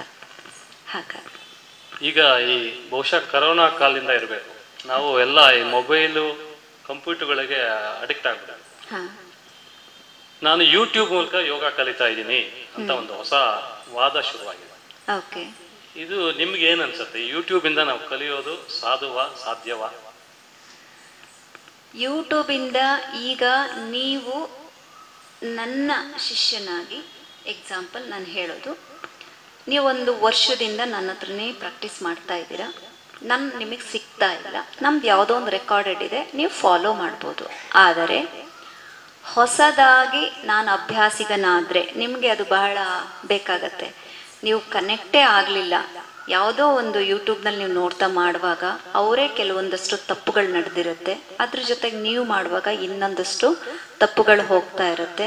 ಒಂದು, ಯಾಕಂದರೆ ಪ್ರತಿ ಆಸನದಲ್ಲಿ ಇದೇ ಥರ ಶ್ವಾಸ ಇರಬೇಕು ಅಂತ ಇರುತ್ತೆ, ಇದೇ ಥರ ನಿಮ್ಮ ಧ್ಯಾನದ ಸ್ಥಿತಿ ಕೂಡ ಇರಬೇಕು, ಭಂಗಿಯ ಸ್ಥಿತಿ ಕೂಡ ಇರಬೇಕು. ಇಷ್ಟೇ ಆ್ಯಂಗಲ್ ಅಂದರೆ ಅಷ್ಟೇ ಆ್ಯಂಗಲಲ್ಲೇ ನಿಲ್ಲಿಸ್ಬೇಕಾಗ್ತದೆ. ಅಂದರೆ ಈ ಗುರುವಿಲ್ಲದ ವಿದ್ಯೆ ಅದೊಂಥರ ಕುರುಡು ವಿದ್ಯೆ. ಗುರುವಿಲ್ಲದೆ ಯೋಗವನ್ನ ಯಾವತ್ತೂ ಅಭ್ಯಾಸವನ್ನ ಮಾಡಬಾರ್ದು. ಗುರುವಿನ ಮುಖೇನವೇ ಪ್ರತಿಯೊಬ್ಬರು ಯೋಗ ಅಭ್ಯಾಸವನ್ನ ಮಾಡಿ ಅಂತ ನಾನು ಕೇಳ್ಕೊಳ್ತಾ ಇದ್ದೀನಿ ಅಂತ ಅನ್ಕೊಳ್ಳಿ. ವಿನಮ್ರ ಪ್ರಾರ್ಥನೆ ಇದು ಪ್ರತಿಯೊಬ್ಬರಿಗೂ. ಗುರು ಅನ್ನೋದು ಬಹಳ ಮುಖ್ಯ ಯೋಗ ಸಾಧನೆಯಲ್ಲಿ. ಯೋಗ ಸಾಧನೆ ಅಂತಂದ್ರೆ ಒಬ್ಬ ವ್ಯಕ್ತಿ ಯೋಗ ಸಾಧಕ ಅನ್ಸ್ಕೊಳ್ಳಿಕ್ಕೆ ಎಷ್ಟು ವರ್ಷಗಳ ಪರಿಶ್ರಮ ಬೇಕಾಗುತ್ತೆ? ಬಹಳ ಒಳ್ಳೆ ಪ್ರಶ್ನೆ ಇದು. ಯಾಕೆಂದ್ರೆ ಇತ್ತೀಚಿನ ದಿನಗಳಲ್ಲಿ 1 ತಿಂಗಳು ಹೋಗ್ತಾರೆ, ಒಂದು ಕೋರ್ಸ್ ಮಾಡಿದ ತಕ್ಷಣ ನಾನು ಯೋಗ ಆಚಾರ್ಯ, ಯೋಗ ಗುರು, ಯೋಗ ಮಾಸ್ಟರು, ನಾನು ಇಂಟರ್ನ್ಯಾಷನಲ್ ಸರ್ಟಿಫೈಡ್ ಯೋಗ ಟೀಚರ್ ಅಂತ ಎಲ್ಲ ಮುಂದೆ ಬಂದ್ಬಿಡ್ತಾರೆ. ಅದು ಹಾಗಲ್ಲ. ಒಬ್ಬ ಯೋಗ ಸಾಧಕ ಅಂತ ಆಗಲೇ ನಾವು ಮಾತಾಡ್ದಂಗೆ ಆಸನಗಳನ್ನು ಹಾಕಿದ ತಕ್ಷಣ ನಾವು ಸಾಧಕರು ಆಗಲ್ಲ. ಯಾಕಂದ್ರೆ ಈಗ ಒಬ್ಬ ಯೋಗ ಆಚಾರ್ಯ ಅಂತ ನಾವು ಕರೀಬೇಕು ಅಂತ ಇಟ್ಕೊಳ್ಳಿ. ಅವನು ಆ ಯೋಗದಲ್ಲಿ ಬರುವ ಎಲ್ಲ ಶಿಷ್ಟಾಚಾರಗಳನ್ನು ಅವನು ಆಚರಿಸ್ತಾ ಇದ್ದಾನ ಅವನ ವೈಯಕ್ತಿಕ ಬದುಕಿನಲ್ಲಿ. ಅವನು ಆಚರಿಸ್ಕೊಂಡು ತನ್ನ ಶಿಷ್ಯರಿಗೆ ಅದನ್ನು ಹೇಳ್ಕೊಡ್ತಾ ಇದ್ದಾನ, ಅವನು ಆಚಾರ್ಯ ಆಗ್ತಾನೆ ಅಲ್ವಾ? ಹಾಗೆ ಒಬ್ಬ ಯೋಗ ಸಾಧಕ ಅಥವಾ ಒಂದು ಗುರು ಅನ್ನಿಸ್ಕೊಳ್ಳಿಕ್ಕೆ 3 ಪಟ್ಟಾದರೂ ಅವನ ಅಭ್ಯಾಸ ನಡೆದಿರಬೇಕು. ಅಭ್ಯಾಸ ಅಂದರೆ ಯೋಗದಲ್ಲಿ ಸಾಧನೆ ಅಂತ ಹೇಳ್ತೀವಿ. ಒಂದು ಪಟ್ಟು ಅಂತ ಅಂದರೆ 12 ವರ್ಷ. ಎಷ್ಟು ವರ್ಷ? 12 ವರ್ಷ. 3 ಪಟ್ಟು ಅಂದರೆ ಅಲ್ಲಿಗೆ ಎಷ್ಟು ವರ್ಷ ಬೇಕು? 36 ವರ್ಷ. ಸೊ BKS ಅಯ್ಯಂಗರ್ ಅವರು ಅನಾರೋಗ್ಯ ಕಾರಣದಿಂದ ಅವರು ಆಸನಗಳನ್ನು ಶುರು ಮಾಡಿದ್ರು. ಆಸನಗಳು ಮಾಡ್ತಾ ಮಾಡ್ತಾ ಅವ್ರ ಆರೋಗ್ಯ ವೃದ್ಧಿ ಆಗ್ತಾ ಹೋಯಿತು. ಅದರಲ್ಲಿ ಏನೋ ಒಂದು ಅನ್ವೇಷಣೆಗೆ ಒಳಗಾಗ್ತಾ ಹೋದ್ರು. ಓಕೆ, ಈಗ ಆರೋಗ್ಯ ಇರೋ ಅಂಥವ್ರಿಗೆ ಯೋಗದ ಬೆಲೆ ಗೊತ್ತಾಗಲ್ಲ. ಯಾವಾಗ ಆರೋಗ್ಯಕ್ಕೆ ಕುಂದು ಬರುತ್ತೆ ನೋಡಿ, ಆಗಷ್ಟೇ ಮುಗಿ ಬೀಳ್ತೇವೆ. ಆಯ್ತಾ? ಸೊ ಹಾಗೆ ಇದು ಕ್ಲಿಯರ್ ಮಾಡಿಬಿಡ್ತೀನಿ. ಹಾಗಾಗಿ ಒಂದು 36 ವರ್ಷ ಆದರೂ ಕೂಡ ಈಗಿನ ಫಾಸ್ಟ್ ಫುಡ್ ಅಂತೀವಲ್ಲ, ಆ ಥರ ಈ ಜನ್ರೇಷನ್ಗೆ ಮಿನಿಮಮ್ ಅಂದರೂ ಒಂದು 6-7 ವರ್ಷನಾದರೂ ಅವರು ಮಿನಿಮಮ್ ಒಂದು 36 ಯಾಕಂದ್ರೆ ಯಾವುದೋ ಒಂದು ರೂಪದಲ್ಲಿ ನಾವು ಅವ್ರಿಗೊಂದು ಒಳ್ಳೆ ಆಹಾರ ನೀಡಬೇಕು ಅಲ್ವಾ?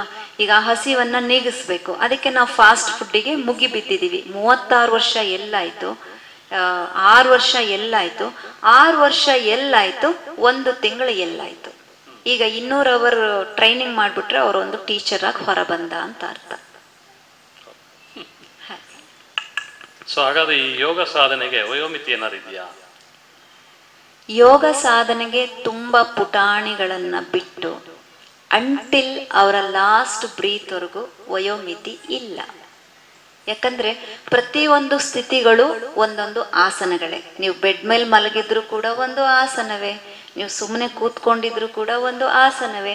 ಇದು ಹೇಗಿರುತ್ತೆ ಅಂದರೆ, ನಿಮಗೆ ಆಸನಗಳು ಮಾಡೋಕ್ಕಾಗಲಿಲ್ವಾ, ನೀವು ಕೂತ್ಕೊಳ್ಳಿ ಕಣ್ಮುಚ್ಚಿ. ಅದು ನಿಮಗೆ ಮಾಡೋಕ್ಕಾಗಲಿಲ್ವಾ, ವಾಕ್ ಮಾಡಿ.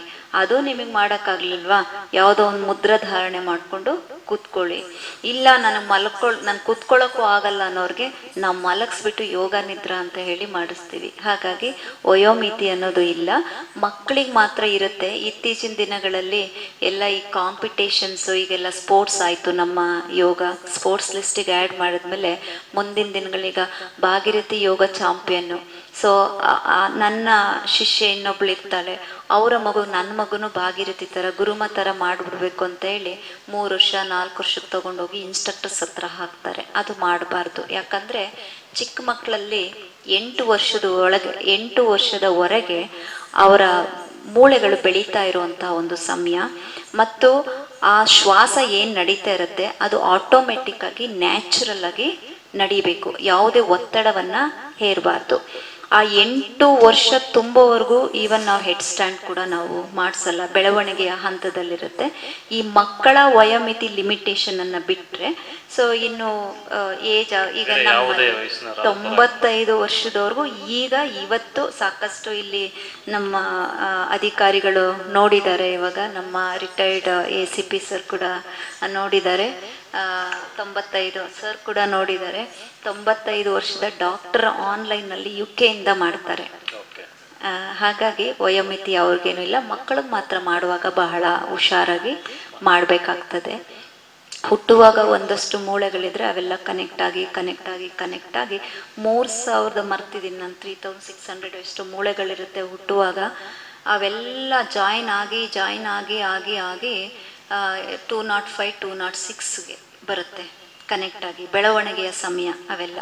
ಆ ಹಂತದಲ್ಲಿ ನಾವು ದೇಹದ ಮೇಲೆ ಯಾವುದೇ ಒತ್ತಡವನ್ನು ನೀಡಬಾರ್ದು. ಮಕ್ಕಳು ಪಾಡಿಗೆ ಮಕ್ಕಳೇ ಆಟ ಆಡಿಕೊಂಡು ಅವು ಪಾಡಿಗೆ ಅವೇ ಮಾಡಿದ್ರೆ ಪರವಾಗಿಲ್ಲ. ಆದರೆ ನಾವು ಹಿಡ್ಕೊಳ್ಳೋದು, ಎಳೆಯೋದು, ಸ್ಟ್ರೆಚ್ ಮಾಡೋದು ಅದೆಲ್ಲ ಮಾಡಬಾರ್ದು. ಬೇಕಾದರೆ ನೀವು ಗಮನಿಸಿ, ಅಂತ ಯಾರು ಅತಿ ಚಿಕ್ಕದಲ್ಲಿ ಯೋಗಕ್ಕೋ ಜಿಮ್ನಾಸ್ಟಿಕ್ಕೋ ಮಕ್ಕಳು ಹಾಕಿರ್ತಾರಲ್ಲ, ಅವರು ಪೀಚ್ ಬಿದ್ದಿರ್ತಾರೆ, ದೇಹ ಬೆಳವಣಿಗೆ ಇರಲ್ಲ. ನೀವು ಗಮನಿಸಿ, ಬೇಕಾದರೆ ಸಾಕಷ್ಟು ಉದಾಹರಣೆಗಳಿದೆ, ನನ್ನ ಲಿಸ್ಟ್ನಲ್ಲೇ ಇದೆ. ಹಾಗಾಗಿ 8 ವರ್ಷದ ಮೇಲೆ ಯಾವಾಗಲೂ ಸೂಕ್ತ. ಇತ್ತೀಚಿನ ದಿನಗಳಲ್ಲಿ ಈ ಕಮರ್ಷಿಯಲೈಸ್ಡ್ ಆಗಿರೋದ್ರಿಂದ ಈ ಹಣದ ಆಸೆಗೆ ನಮಗೆ ಶುಲ್ಕ ಸಿಗುತ್ತೆ ಅಂತ ಹೇಳಿಬಿಟ್ಟು 6 ವರ್ಷದಿಂದ ಎಲ್ಲ ಅಡ್ಮಿಷನ್ಸ್ ಮಾಡ್ಕೊಂಡು ಯೋಗ ತರಗತಿಗಳು ಪ್ರಾರಂಭ ಆಗತ್ವೆ.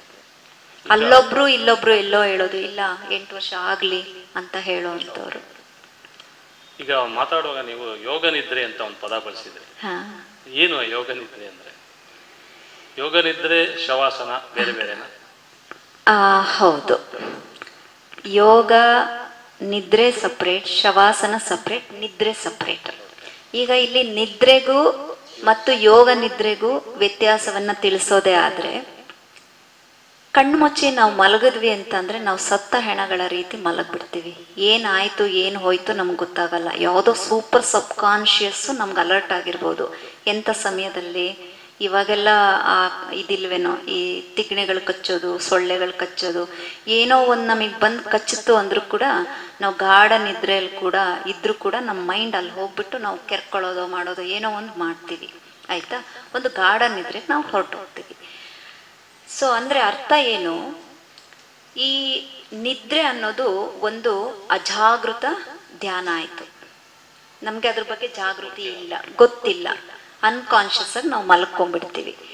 ಈ ಯೋಗ ನಿದ್ರೆ ಅಂತ ಹೇಳಿದ್ರೆ ನಮ್ಮೊಳಗೆ ನಾವು ಪ್ರಯಾಣವನ್ನ ಮಾಡುವಂಥದ್ದು. ಅಂದರೆ ನಾವು ಪ್ರಜ್ಞಾವಸ್ಥೆಯಲ್ಲಿ ಇತ್ಕೊಂಡು ನಮ್ಮ ದೇಹದ ಪ್ರತಿ ಭಾಗಗಳನ್ನು ನೋಡ್ತಾ ಹೋಗುವಂಥದ್ದು, ಮಾತಾಡಿಸ್ತಾ ಹೋಗುವಂಥದ್ದು, ಹಲೋ ಹಲೋ ಅನ್ನುವಂಥದ್ದು. ಈ ಪ್ರತಿನಿತ್ಯ ಹಬ್ಬಬ್ಬ ಅಂದರೆ ನಾವು ಎಷ್ಟು ಪಾರ್ಟ್ಸನ್ನು ಕನೆಕ್ಟ್ ಆಗ್ತೀವಿ. ಮುಖ ಎಲ್ಲ ತೊಳ್ಕೊಂಡು ಸ್ನಾನ ಎಲ್ಲ ಮಾಡ್ಕೊಂಡು ಬಂದ ತಕ್ಷಣ ಫಸ್ಟ್ ನಾವು ಕನೆಕ್ಟಿಂಗ್ ಓನ್ಲಿ ದ ಫೇಸ್. ಅದಕ್ಕೆ ಮುಖ ಒಂದೇ ನಗ್ತಾ ಇರುತ್ತೆ. ದೇಹ ನಗುತ್ತಾ? ನಗಲ್ಲ. ನಗು ಅಂದರೆ ಆ ಮುಖದ ಮೇಲೆ ಯಾವ ಕಾಂತಿ ಇರುತ್ತೋ ಇಡೀ ದೇಹವೂ ನಗ್ತಾ ಇರಬೇಕು. ಆ ಇಡೀ ದೇಹವೂ ನಗಬೇಕು ಅಂದರೆ ರಕ್ತ ಸಂಚಾರ ಚೆನ್ನಾಗಿ ನಡೀಬೇಕು. ರಕ್ತ ಸಂಚಾರ ಚೆನ್ನಾಗಿ ನಡೀಬೇಕು ಅಂದರೆ ನೀವು ಹೋಗಿ ಹಿಂಗೆ ಮುಟ್ಟಿದಾಗ ಅದಕ್ಕೆ ಏನಾಗುತ್ತೆ, ಆ್ಯಕ್ಟಿವ್ ಆಗುತ್ತೆ. ಓ, ನನ್ನಮ್ಮ ನನ್ನನ್ನು ಫೋಕಸ್ ಮಾಡ್ತಿದ್ದಾಳೆ. ಸೊ ನಾವು ಯಾವಾಗಲೂ ಸೊಂಟ ನೋವು ಅಂದು ನೋವು ಅನ್ನೋದೇ ಧ್ಯಾನ ಮಾಡಿ ಮಾಡಿ ನೋವು ಜಾಸ್ತಿ ಆಗ್ತಾ ಇದೆ ಅಲ್ವಾ. ಸೊಂಟ ನೋವಿಲ್ಲ ನನ್ನ ಸೊಂಟ ಚೆನ್ನಾಗಿದೆ ಅಂದರೆ ಅದು ಚೆನ್ನಾಗೇ ಆಗ್ತಾ ಇರುತ್ತೆ. ಹಾಗೆ ಯೋಗ ನಿದ್ರೆ ಅಂದರೆ ನಾವು ಜಾಗೃತ ನಿದ್ರೆ ಅಂದರೆ ಅಜಾಗೃತ ನಿದ್ರೆ. ಇನ್ನು ಶವಾಸನ ಅಂತ ಹೇಳಿದ್ರೆ ದ ಮೋಸ್ಟ್ ಡಿಫಿಕಲ್ಟ್ ಆಸನ ಅಂತ ಹೇಳಿದ್ರೆ ಅದು ಶವಾಸನ. ಸಾಧ್ಯನೇ ಇಲ್ಲ ಅದನ್ನು ಮಾಡೋದಕ್ಕೆ. ಎಲ್ಲರೂ ಅನ್ಕೊಬಿಡ್ತಾರೆ, ನಾ ಹಾಕೊಂಡು ಮಲ್ಕೊಂಡ್ಬಿಡ್ತೀನಪ್ಪ, ನಿದ್ರೆ ಮಾಡಿದ್ರೆ ಅದು ಶವಾಸನ ಆಗಲ್ಲ. ಒಂದು ಶವ ಹೇಗಿರುತ್ತೋ ಆ ಶವದ ರೀತಿ ನೀನಿರು ಅಂತ, ಶವ ಆಗು ಅಂತನೂ ಅಲ್ಲ, ಶವದ ರೀತಿ ನೀನಿರು. ಆ ದೇಹವನ್ನ ಅಲ್ಲಿ ಬಿಡು, ಕೆಳಗೆ ಬಿಸಾಕು, ನೀನು ಅಲ್ಲಿಂದ ಮೇಲೆ ಹೋಗೊಂದು ಹತ್ತಡಿ ನಿಂತ್ಕೋ, ನಿನ್ನ ದೇಹವನ್ನ ಗಮನಿಸು. ನಿನ್ನ ದೇಹ ಹೆಂಗೆ ವಿಶ್ರಾಂತಿಯನ್ನ ಪಡಿತಾ ಇದೆ, ನಿನ್ನ ದೇಹ ಹೇಗೆ ಶಕ್ತಿಯನ್ನ ಪಡಿತಾ ಇದೆ. ನೀವು ದಣಿಸಿದ್ರಿ, 1 ಗಂಟೆಗಳ ಕಾಲ ಚೆನ್ನಾಗಿ ದಣಿಸಿದ್ರಿ, ತುಂಬಾ ಚೆನ್ನಾಗಿ ದಣಿಸಿದ್ರಿ. ಯಾವ ಪ್ರಮಾಣದಲ್ಲಿ ದಣಿಸಿರ್ತಿರೋ ಅಷ್ಟೇ ಪ್ರಮಾಣದಲ್ಲಿ ನೀವು ಶವಾಸನದ ಸ್ಥಿತಿಯಲ್ಲಿ ಇರಿಸಿ ದೇಹದ ಎಲ್ಲ ನಕಾರಾತ್ಮಕ ಶಕ್ತಿಯನ್ನ ಹೊರ ಕಳಿಸಿದಿರಾ. ಶುದ್ಧಿಗೊಂಡಿದೆ. ಶುದ್ಧಿಗೊಂಡಿರುವ ಈ ಕೊಡಕ್ಕೆ ಪಾಸಿಟಿವ್ ಎನರ್ಜಿಯನ್ನ ಫೀಡ್ ಮಾಡ್ತಾ ಇದೀವಿ. ಫೀಡ್ ಆಗ್ತಾ ಇದೆ ಫ್ರಮ್ ದ ಯೂನಿವರ್ಸಲ್. ನಾವೇನು ಮಾಡಬೇಕಾಗಿಲ್ಲ, ನೀವು ಸುಮ್ಮನೆ ಬಿಟ್ಬಿಟ್ರೆ ಸಾಕು. ಓಕೆ. ಆಮೇಲೆ ನೀವು ಶ್ವಾಸದ ಬಗ್ಗೆ ಗಮನ ಹರಿಸಿ ಅಂತ ಹೇಳೋದೂ ಬೇಡ, ದೇಹದ ಬಗ್ಗೆ ಗಮನಿಸಿ ಅಂತನೂ ಹೇಳೋದು ಬೇಡ. ಈಗ ಶ್ವಾಸದವನ್ನ ಗಮನಿಸು ಅಂತ ಹೇಳಿದ್ರೆ ಯೋಗ ನಿದ್ರೆ, ನಿಮ್ಮ ದೇಹವನ್ನ ಗಮನಿಸು ಯೋಗ ನಿದ್ರೆ. ಏನು ಮಾಡದೆ ವಿತೌಟ್ ಎನಿ ರಿಸ್ಟ್ರಿಕ್ಷನ್ಸ್ ಟು, ಯಾವುದೇ ನಿರ್ಬಂಧಗಳಿಲ್ಲದ ಹಾಗೆ ದೇಹಕ್ಕಾಗಲಿ ಮನಸ್ಸಾಗಲಿ. ಮನಸ್ಸು ಒಂದು ಟ್ರಿಪ್ ಎಲ್ಲಿಗಾದ್ರೂ ಹೋಗಿ ಬರಲಿ. ಈಗ ಇಲ್ಲಿಂದನೇ ಮಾನಸ ಸರೋವರ ಹೋಗಿ ನೋಡ್ಕೊಂಡು ಬರಲಿ, ಯಾವುದೋ ಒಂದು ದೇಶ ನೋಡಬೇಕು, ದೇಶ ನೋಡ್ಕೊಂಡು ಬರಲಿ. ಓಕೆ. ಅವನಿಗೊಂದು ಆಸೆ ಇರುತ್ತೆ, ಎಲ್ಲೋ ಒಂದು ಕಡೆ ಯಾರನ್ನೋ ನೋಡ್ಕೊಂಡು ಪರ್ಸ್ನಲಾಗಿ ಮೀಟ್ ಮಾಡ್ಕೊಬರ್ಬೇಕು. ಮಾನಸಿಕವಾಗಿ ಹೋಗು ಮೀಟ್ ಮಾಡ್ಕೊಂಬದತ್ತೆ. ಅರ್ಥ ಆಯ್ತಾ? ಹಾಗೆ ಯಾವುದು ರಿಸ್ಟ್ರಿಕ್ಷನ್ಸ್ ಇಲ್ಲದೆ ದೇಹವನ್ನ ಅದರ ಪಾಡಿಗೆ ಅಲ್ಲೇ ಬಿಟ್ಟಾಗ ನಿಮ್ಮ 1 ಗಂಟೆಗಳ ಕಾಲ ಏನು ನೀವು ದಣಿಸಿದ್ರಿ, ಆ ದಣಿವಾರಿಕೆಯ ಮುಖಾಂತರ, ಕಾಲುಗಳ ಮುಖಾಂತರ ಶಕ್ತಿ ಒಳಹರಿಯೋದಕ್ಕೆ ಪ್ರಾರಂಭ ಆಗತ್ತೆ. ಆ ಶಕ್ತಿ ಯಾವಾಗ ಒಳಹರಿಯೋದಕ್ಕೆ ಪ್ರಾರಂಭ ಆಗತ್ತೆ, ಆಟೋಮೆಟಿಕ್ ಆಗಿ ಮೇಲಿದ್ದಂಥದ್ದು ಆತ್ಮ ಮತ್ತೆ ಆ ಶವದ ರೀತಿಯಲ್ಲಿ ಇದ್ದಂತಹ ದೇಹಕ್ಕೆ ಬಂದು ಸೇರ್ಕೊಂಡು ಪರಮಾತ್ಮನಿಗೆ ಕನೆಕ್ಟ್ ಮಾಡ್ಕೊಳುತ್ತೆ. ಹಾಗೆ. ಸೊ ಯೋಗ ಅಂದ್ರೆ ಅನುಭವ ಅಂತ ಹೇಳಿದ್ರೆ, ಈ ಒಂದು ಅನುಭವನ್ನ ನಮ್ಗೆ ಕೊಡ್ಲಿಕ್ಕಾಗತ್ತಾ? ಖಂಡಿತ. ಅಂದ್ರೆ ಅಥವಾ ಧ್ಯಾನದ ಅನುಭವ ಇರ್ಬೋದು, ಪ್ರಾಣಾಯಾಮದ ಅನುಭವ ಇರ್ಬೋದು, ಯಾವ್ದನ್ನಾದ್ರೂ ಕೊಡ್ಲಿಕ್ಕೆ ಸಾಧ್ಯವಾ ಅಂತ? ಖಂಡಿತ. ಈಗ ಓಕೆ, ಧ್ಯಾನ ಅಂತ ತಗೊಂಡ್ರೆ ನಾನು ಅವಾಗಲೇ ಹೇಳಿದೆ, ಸುಮ್ಮನೆ ಹಾಗೆ ಕಣ್ಮುಚ್ಚಿ, ಎಲ್ಲರೂ ಸುಮ್ಮನೆ ಹಾಗೆ ಕಣ್ಣು ಮುಚ್ಕೊಳ್ಳಿ, 1-2 ಸೆಕೆಂಡ್ ಕಣ್ಣು ಮುಚ್ಚಿ, ಹಾಗೆ ನೇರವಾಗಿ ಕೂತ್ಕೊಳ್ಳಿ, ಕಣ್ಣು ಮುಚ್ಚಿ. ಈಗ ಧ್ಯಾನ ಅಂದರೆ ನಾವು ಅಪ್ಪಟ ಕನ್ನಡದಲ್ಲಿ, ನಮ್ಮ ಗ್ರಾಮೀಣ ಭಾಷೆಯಲ್ಲಿ ಜ್ಞಾನ ಅಂತ ಕರಿತಿದ್ವಿ. ಜ್ಞಾನ ಇಟ್ಟು ಕೆಲಸ ಮಾಡು ಕರೆಕ್ಟಾಗಿ ಅಂತ ಹೇಳೋರು. ನಮ್ಮ ಅವ್ವ ನನಗೆ ಜಾಸ್ತಿ ಹಂಗೆ ಹೇಳ್ತಾ ಇದ್ರು. ಏನಾದರೂ ಜ್ಞಾನ ಎಲ್ಲಿದೆ ಮಾಡು ಕರೆಕ್ಟಾಗಿ ಅಂತ ಹೇಳ್ತಿದ್ರು. ಯಾವುದಾದರೂ ಒಂದು ವಿಷಯವನ್ನ ಕುರಿತು ಆ ವಿಚಾರವಾಗಿಯೇ ನಾವು ಏನು ಯೋಚನೆಯನ್ನ ಮಾಡ್ತಾ ಹೋಗ್ತೀವಿ ಅದು ಧ್ಯಾನವಾಗಿ ಪರಿವರ್ತನೆ ಆಗುತ್ತೆ. ನಾಡಿಗಳ ಬಗ್ಗೆ ಮಾತಾಡುವಾಗ ಪ್ರತಿಯೊಂದು ವಿಚಾರಕ್ಕೂ ಒಂದೊಂದು ನಾಡಿ ಇರುತ್ತೆ ಅಂತ ಹೇಳಿದೆ. ಉದಾಹರಣೆ ಹೇಳಬೇಕು ಅಂದರೆ, ಈಗ ನೀವು ಕಣ್ಮುಚ್ಚಿ ನಾನೀಗ ನನ್ನ ಬಾಯಲ್ಲಿ ಅಮ್ಮ ಅಂತ ಕರಿತೀನಿ. ಅಮ್ಮ ಅಂದ ತಕ್ಷಣ ಕಣ್ಮುಚ್ಚಿ, ಬಿಡೋದೇ ಬೇಡ.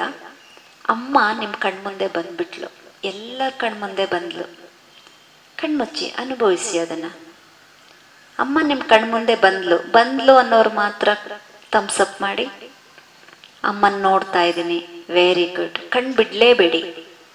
ಆ ಅಮ್ಮನ ಮುಖ, ಅವಳು ನಗು ಇದ್ರೆ ನಗು, ಕೋಪ ಇದ್ರೆ ಕೋಪ, ಬೈಯೋದಿದ್ರೆ ಬೈಯೋದು, ಅವಳು ಸೀರೆ, ಉಡುಗೆ ತೊಡುಗೆ, ನಿಮ್ಮ ಮನಸ್ಸು ಸಂಪೂರ್ಣವಾಗಿ ಅಮ್ಮನೊಟ್ಟಿಗೆ ಕನೆಕ್ಟ್ ಆಯಿತು.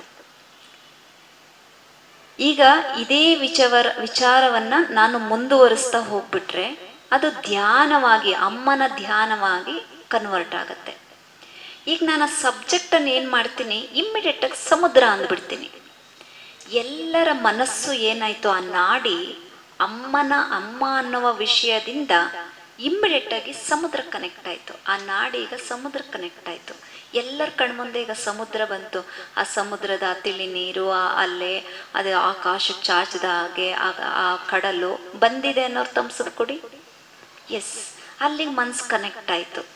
ಹೀಗೆ ಒಂದು ವಿಚಾರದಿಂದ ಇನ್ನೊಂದು ವಿಚಾರಕ್ಕೆ, ಇನ್ನೊಂದು ವಿಚಾರದಿಂದ ಇನ್ನೊಂದು ವಿಚಾರಕ್ಕೆ ಮನಸ್ಸು ಜಂಪ್ ಆಗ್ತಾ ಇದೆ. ಆ ಜಂಪ್ ಆಗೋ ಮನಸ್ಸನ್ನ ನಾವು ಚಂಚಲತೆ ಅಂತ ಹೇಳ್ತೀವಿ, ಹೌದಾ? ಆದರೆ ಆ ಮನಸ್ಸನ್ನ ಎಳೆದೆಳೆದು ನನ್ನ ಹೆತ್ತ ತಾಯಿ, ನನ್ನ ತಾಯಿ ಕಡೆ ತಾಯಿಯನ್ನೇ ನೋಡಬೇಕು ಅಂತ ಮನಸ್ಸನ್ನ ಇಟ್ಟು ತಾಯಿಯನ್ನ ಏನೀಗ ಅಲ್ಲೇ ಕೇಂದ್ರೀಕರಿಸ್ತಾ ಇದ್ದೀರೋ ಅದು ಧ್ಯಾನವಾಗಿ ಕನ್ವರ್ಟ್ ಆಗತ್ತೆ. ಅದು ಹೇಳಲಿಕ್ಕೆ ಬರೋ ಅಂಥದ್ದಲ್ಲ, ಅದು ಪ್ರತಿಯೊಬ್ಬರು ಅನುಭವಿಸೋ ಅಂಥದ್ದು. ಸ್ವಲ್ಪ ಅನುಭವಕ್ಕೆ ಬಂತ ನೀವು, ಅದೇ ಧ್ಯಾನ ಆಗತ್ತೆ. ಹೆಚ್ಚಿನ ಸಮಯ ಅದಕ್ಕೆ ಕೊಡ್ತೇವೆ ನಾವು. ಇದು ಧ್ಯಾನ. ಇನ್ನೊಂದು ಯಾವ್ದು ಹೇಳಿದ್ರಿ ಸರ್ ನೀವು? ಪ್ರಾಣಾಯಾಮ. ಆಮೇಲೆ ಆಸನದ್ದು ಕೂಡ ಒಂದು ಹೇಳಿದ್ರಿ. ಈಗ ಪ್ರಾಣಾಯಾಮ, ಈಗೆಲ್ಲರೂ ನಿಮ್ದು ಸಾಧಾರಣವಾಗಿದೆ, ನಿಮ್ಮ ಶ್ವಾಸ ಎಲ್ಲದು ಸಾಧಾರಣವಾಗಿದೆ. ಇಷ್ಟೊತ್ತವರೆಗೂ ನಿಮ್ಮ ಗಮನ ನಿಮ್ಮ ಶ್ವಾಸದ ಮೇಲಿತ್ತೋ ನಾನು ಮಾತಾಡೋದ್ರ ಕಡೆ ಇತ್ತೋ? ನಾನು ಮಾತಾಡೋದ್ರ ಕಡೆ ಇತ್ತು. ಶ್ವಾಸ ಅಂದ ತಕ್ಷಣ ನಿಮ್ಮ ಗಮನ ಶ್ವಾಸದ ಕಡೆಗೆ ಹೋಯ್ತು, ಅದೇನು ಗಮನಿಸ್ಲಿಲ್ಲ. ನಾನೇನಾದ್ರು ತಗೊಂಡು ಉಸಿರು ತಗೊಳ್ಳಿ ಅಂದ್ಬಿಟ್ರೆ ಸಾಕು ಅಂತ ಶುರು ಮಾಡ್ತೀವಿ. ಸಾಧಾರಣ ಉಸಿರಾಟದ ಜೊತೆಗೆ ಹೆಚ್ಚಿನ ಪ್ರಮಾಣದ ಶ್ವಾಸವನ್ನ ಎಳ್ಕೊಳ್ತಾ ಹೋದ್ವಿ. ಹಂಗೆ ಎಳ್ಕೊಂಡ ತಕ್ಷಣ ನಮ್ಗೇನೋ ಒಂಥರ ಹಾಯ್ ಅನ್ಸಕ್ ಶುರುವಾಯ್ತು ಅಲ್ವಾ? ಆಲ್ರೆಡಿ ನಮ್ಮಲ್ಲಿ ಜೀವ ಇದೆ, ಪ್ರಾಣ ಇದೆ, ಆಲ್ರೆಡಿ ಪ್ರಾಣ ಇದೆ. ಆ ಪ್ರಾಣಕ್ಕೆ ಅತಿ ಹೆಚ್ಚಿನ ಶಕ್ತಿಯನ್ನ ಪೂರೈಸ್ತಾ ಇದ್ದೇವೆ. ಆಯ್ತಾ? ಹೇಗೆ ಪೂರೈಸ್ತಾ ಇದ್ದೇವೆ? ಕೆಲವು ನಿಯಮಾವಳಿಗಳನ್ನ ಹಾಕೊಂಡು, ಆಯಾಮಗಳನ್ನ ಹಾಕೊಂಡು, ಕಂಟ್ರೋಲ್ ಅನ್ನ ಹಾಕೊಂಡು ಮಾಡ್ತಾ ಇದ್ದೇವೆ. ಅದು ಪ್ರಾಣಾಯಾಮ. ಈಗ ಡಿಫ್ರೆನ್ಸ್ ಒಂದ್ಸಲ ಗಮನಿಸೋಣ. ಎಲ್ಲರೂ ಈಗ ಹೊರಗೆ ಮಳೆ ಬರ್ತಾ ಇದೆಯಾ? ಯಾರಿಗಾದ್ರು ಚಳಿ ಆಗ್ತಾ ಇದೆಯಾ? ಓಕೆ. ಯಾರಿಗಾದ್ರು ಸೆಕೆ ಆಗ್ತಾ ಇದೆಯಾ? ಓಕೆ. ಸೊ ಈಗ ಸೆಕೆನೋ ಚಳಿನೋ ಯಾವುದೋ ಒಂದು ಅನ್ಕೊಳ್ಳೋಣ. ಈಗ ಯಾಕಂದ್ರೆ ಗಾಳಿನೂ ಬೀಸ್ತಾ ಇದೆ, ಮಳೆನೂ ಬರ್ತಾ ಇದೆ, ಒಳಗೂ ಇದೀವಿ, ಎಲ್ಲ ಮಿಕ್ಸ್ಡ್ ಅಲ್ಲಿ ಇದೆ ಅಂತ ಇಟ್ಕೊಳ್ಳೋಣ. ಬರೀ ಡಿಫ್ರೆನ್ಸ್ ಚೆಕ್ ಮಾಡ್ಕೊಳ್ಳೋಣ. ಸುಮ್ಮನೆ ನೀವು ಬಲ ಹೊಳ್ಳೆ ಮುಚ್ಕೊಳ್ಳಿ, ಯಾವ ಬೆರಳಲ್ಲಾದ್ರೂ ಮುಚ್ಕೊಳ್ಳಿ. ಯಾಕಂದ್ರೆ ಈ ತರಗತಿ ಎಲ್ಲ ಇದ್ರ ಬಗ್ಗೆ ಒಂದು ಅನುಭವ, ಯಾಕಂದ್ರೆ ಅನುಭವ ಕೊಡ್ಲಿಕ್ಕೆ ಆಗತ್ತಾ ಅಂತ ನಮ್ಮ ಮಿತ್ರರು ಕೇಳಿದ್ದಾರೆ. ಕೊಡೋಣ. ಕಣ್ಮುಚ್ಚಿಬಿಡಿ. ಕಣ್ಮುಚ್ಚಿ, ದೇಹ ನೇರವಾಗಿರ್ಲಿ. ನಿಮ್ಮ ಎಡಗೈ ಮಾತ್ರ ಯಾವಾಗಲೂ ಸ್ವಲ್ಪ ಹೆಬ್ಬೆರಳು ತೋರ್ಬೆರಳು ಕನೆಕ್ಟ್ ಆಗಿರ್ಬೇಕು. ಅವು ಕನೆಕ್ಟ್ ಆದ್ರೇನೆ ನಮ್ಗೆ ಇದೊಂಥರ ಬ್ರಿಡ್ಜ್, ನಮಗೆ ಬಾಹ್ಯ ಮತ್ತು ಆಂತರಿಕವಾಗಿ ಪಾಸಿಟಿವ್ ಎನರ್ಜಿಯನ್ನ ಒಳಗೆ ಕಳಿಸಿ ನೆಗೆಟಿವ್ ಎನರ್ಜಿಯನ್ನ ಹೊರ ಕಳಿಸೋದಕ್ಕೆ ಸಹಾಯ ಮಾಡುವಂತಹ ಆಗು ಹೋಗುಗಳ ಒಂದು ಸೇತುವೆ. ಓಕೆ. ನಿಮ್ಮ ಮನಸ್ಸು ಎಡ ಹೊಳ್ಳೆ ಕಡೆ ಕನೆಕ್ಟ್ ಮಾಡಿದ್ದೀರಾ, ಎಡ ಹೊಳ್ಳೆಯಲ್ಲಿ ಉಸಿರಾಡಕ್ಕೆ ಶುರು ಮಾಡಿದ್ದೀರಾ. ಈಗ ನಾನು ಉಸಿರು ತಗೊಳ್ಳಿ ಅಂದಾಗ ಮಾತ್ರ ಉಸಿರು ತಗೊಳ್ಳಿ, ಉಸಿರು ಬಿಡಿ ಅಂದಾಗ ಮಾತ್ರ ಉಸಿರು ಬಿಡಿ. ಉಸಿರು ತಗೊಳ್ಳಿ. ಈಗ ಉಸಿರು ಬಿಡಿ. ಹಾಗೆ ಇರಿ. ಮುಂಚೆ ಸಾಧಾರಣವಾಗಿ ನಡೀತಾ ಇದ್ದಿದ್ದು, ನಾನು ಉಸಿರು ತಗೊಳ್ಳಿ ಅಂದ ತಕ್ಷಣ ಹೆಚ್ಚಿನ ಮಟ್ಟದಲ್ಲಿ ತಗೊಂತು, ಮತ್ತೆ ಅಷ್ಟನ್ನು ಆದಷ್ಟು ಹೊರಗಾಕೋ ಪ್ರಯತ್ನ ಮಾಡಿದ್ರಿ. ಈಗ ಇನ್ನೊಂದು ಸ್ವಲ್ಪ ಪ್ರಯತ್ನ ಮಾಡೋಣ. ಶ್ವಾಸ ಒಳಗೆ ಎಡ ಹೊಳ್ಳೆಯಿಂದ ನಿಮ್ಮ ಎದೆ ಅಗಲ್ತಾ ಇದೆ, ನಿಮ್ಮ ಪಕ್ಕೆಲುಬು ಕೂಡ ಸ್ವಲ್ಪ ಅಗಲ್ತಾ ಇದ್ದಾವೆ, ಗಮನಿಸ್ಕೊಳ್ಳಿ. ಈಗ ಸಂಪೂರ್ಣವಾಗಿ ಶ್ವಾಸವನ್ನ ಹೊರಗಾಕಿ. ಇನ್ನೊಂದ್ಸಲ ಮಾಡಿ. ಎಡ ಹೊಳ್ಳೆಯಿಂದ ಉಸಿರು ತಗೊಳ್ಳಿ, ಎಡ ಹೊಳ್ಳೆಯಿಂದಾನೇ ಉಸಿರು ಬಿಡಿ. ಈಗ ಕೈಯನ್ನು ಕೆಳಗಿಳಿಸಿ ಕಣ್ ಬಿಡಬೇಡಿ, ಕೈಯನ್ನ ಕೆಳಗಿಳಿಸಿ ಕಣ್ ಬಿಡಬೇಡಿ. ಎಡ ಹೊಳ್ಳೆ ಬಲ ಹೊಳ್ಳೆ ಎರಡನ್ನು ಗಮನಿಸಿ ಮತ್ತು ಉಸಿರು ತಗೊಳ್ಳಿ. ಎಡ ಹೊಳ್ಳೆಗೂ ಬಲ ಹೊಳ್ಳೆಗೂ ವ್ಯತ್ಯಾಸ ನಿಮಗೆ ಗೊತ್ತಾಗ್ತಾ ಇದೆ, ಸ್ವಲ್ಪ ಪ್ರಮಾಣದ ವ್ಯತ್ಯಾಸ ನಿಮಗೆ ಗೊತ್ತಾಗ್ತಾ ಇದೆ. ಓಕೆ, ಈಗ ಗೊತ್ತಾಗ್ತಾ ಇದೆ ಅನ್ನೋ ಸ್ವಲ್ಪ ಥಮ್ಸ್ ಅಪ್ ಕೊಡಿ ನನಗೆ ಸ್ವಲ್ಪ. ಓಕೆ, ವೆರಿ ಗುಡ್, ಧನ್ಯವಾದಗಳು. ಈಗ ಎರಡೂ ಹೊಳ್ಳೆಲು ಉಸಿರು ತಗೊಳ್ಳಿ, ನಿಮ್ದೇ ಆದ ರೀತಿಯಲ್ಲಿ ಎರಡೂ ಹೊಳ್ಳೆಲು ಉಸಿರು ತಗೊಳ್ಳಿ, ಉಸಿರು ಬಿಡಿ.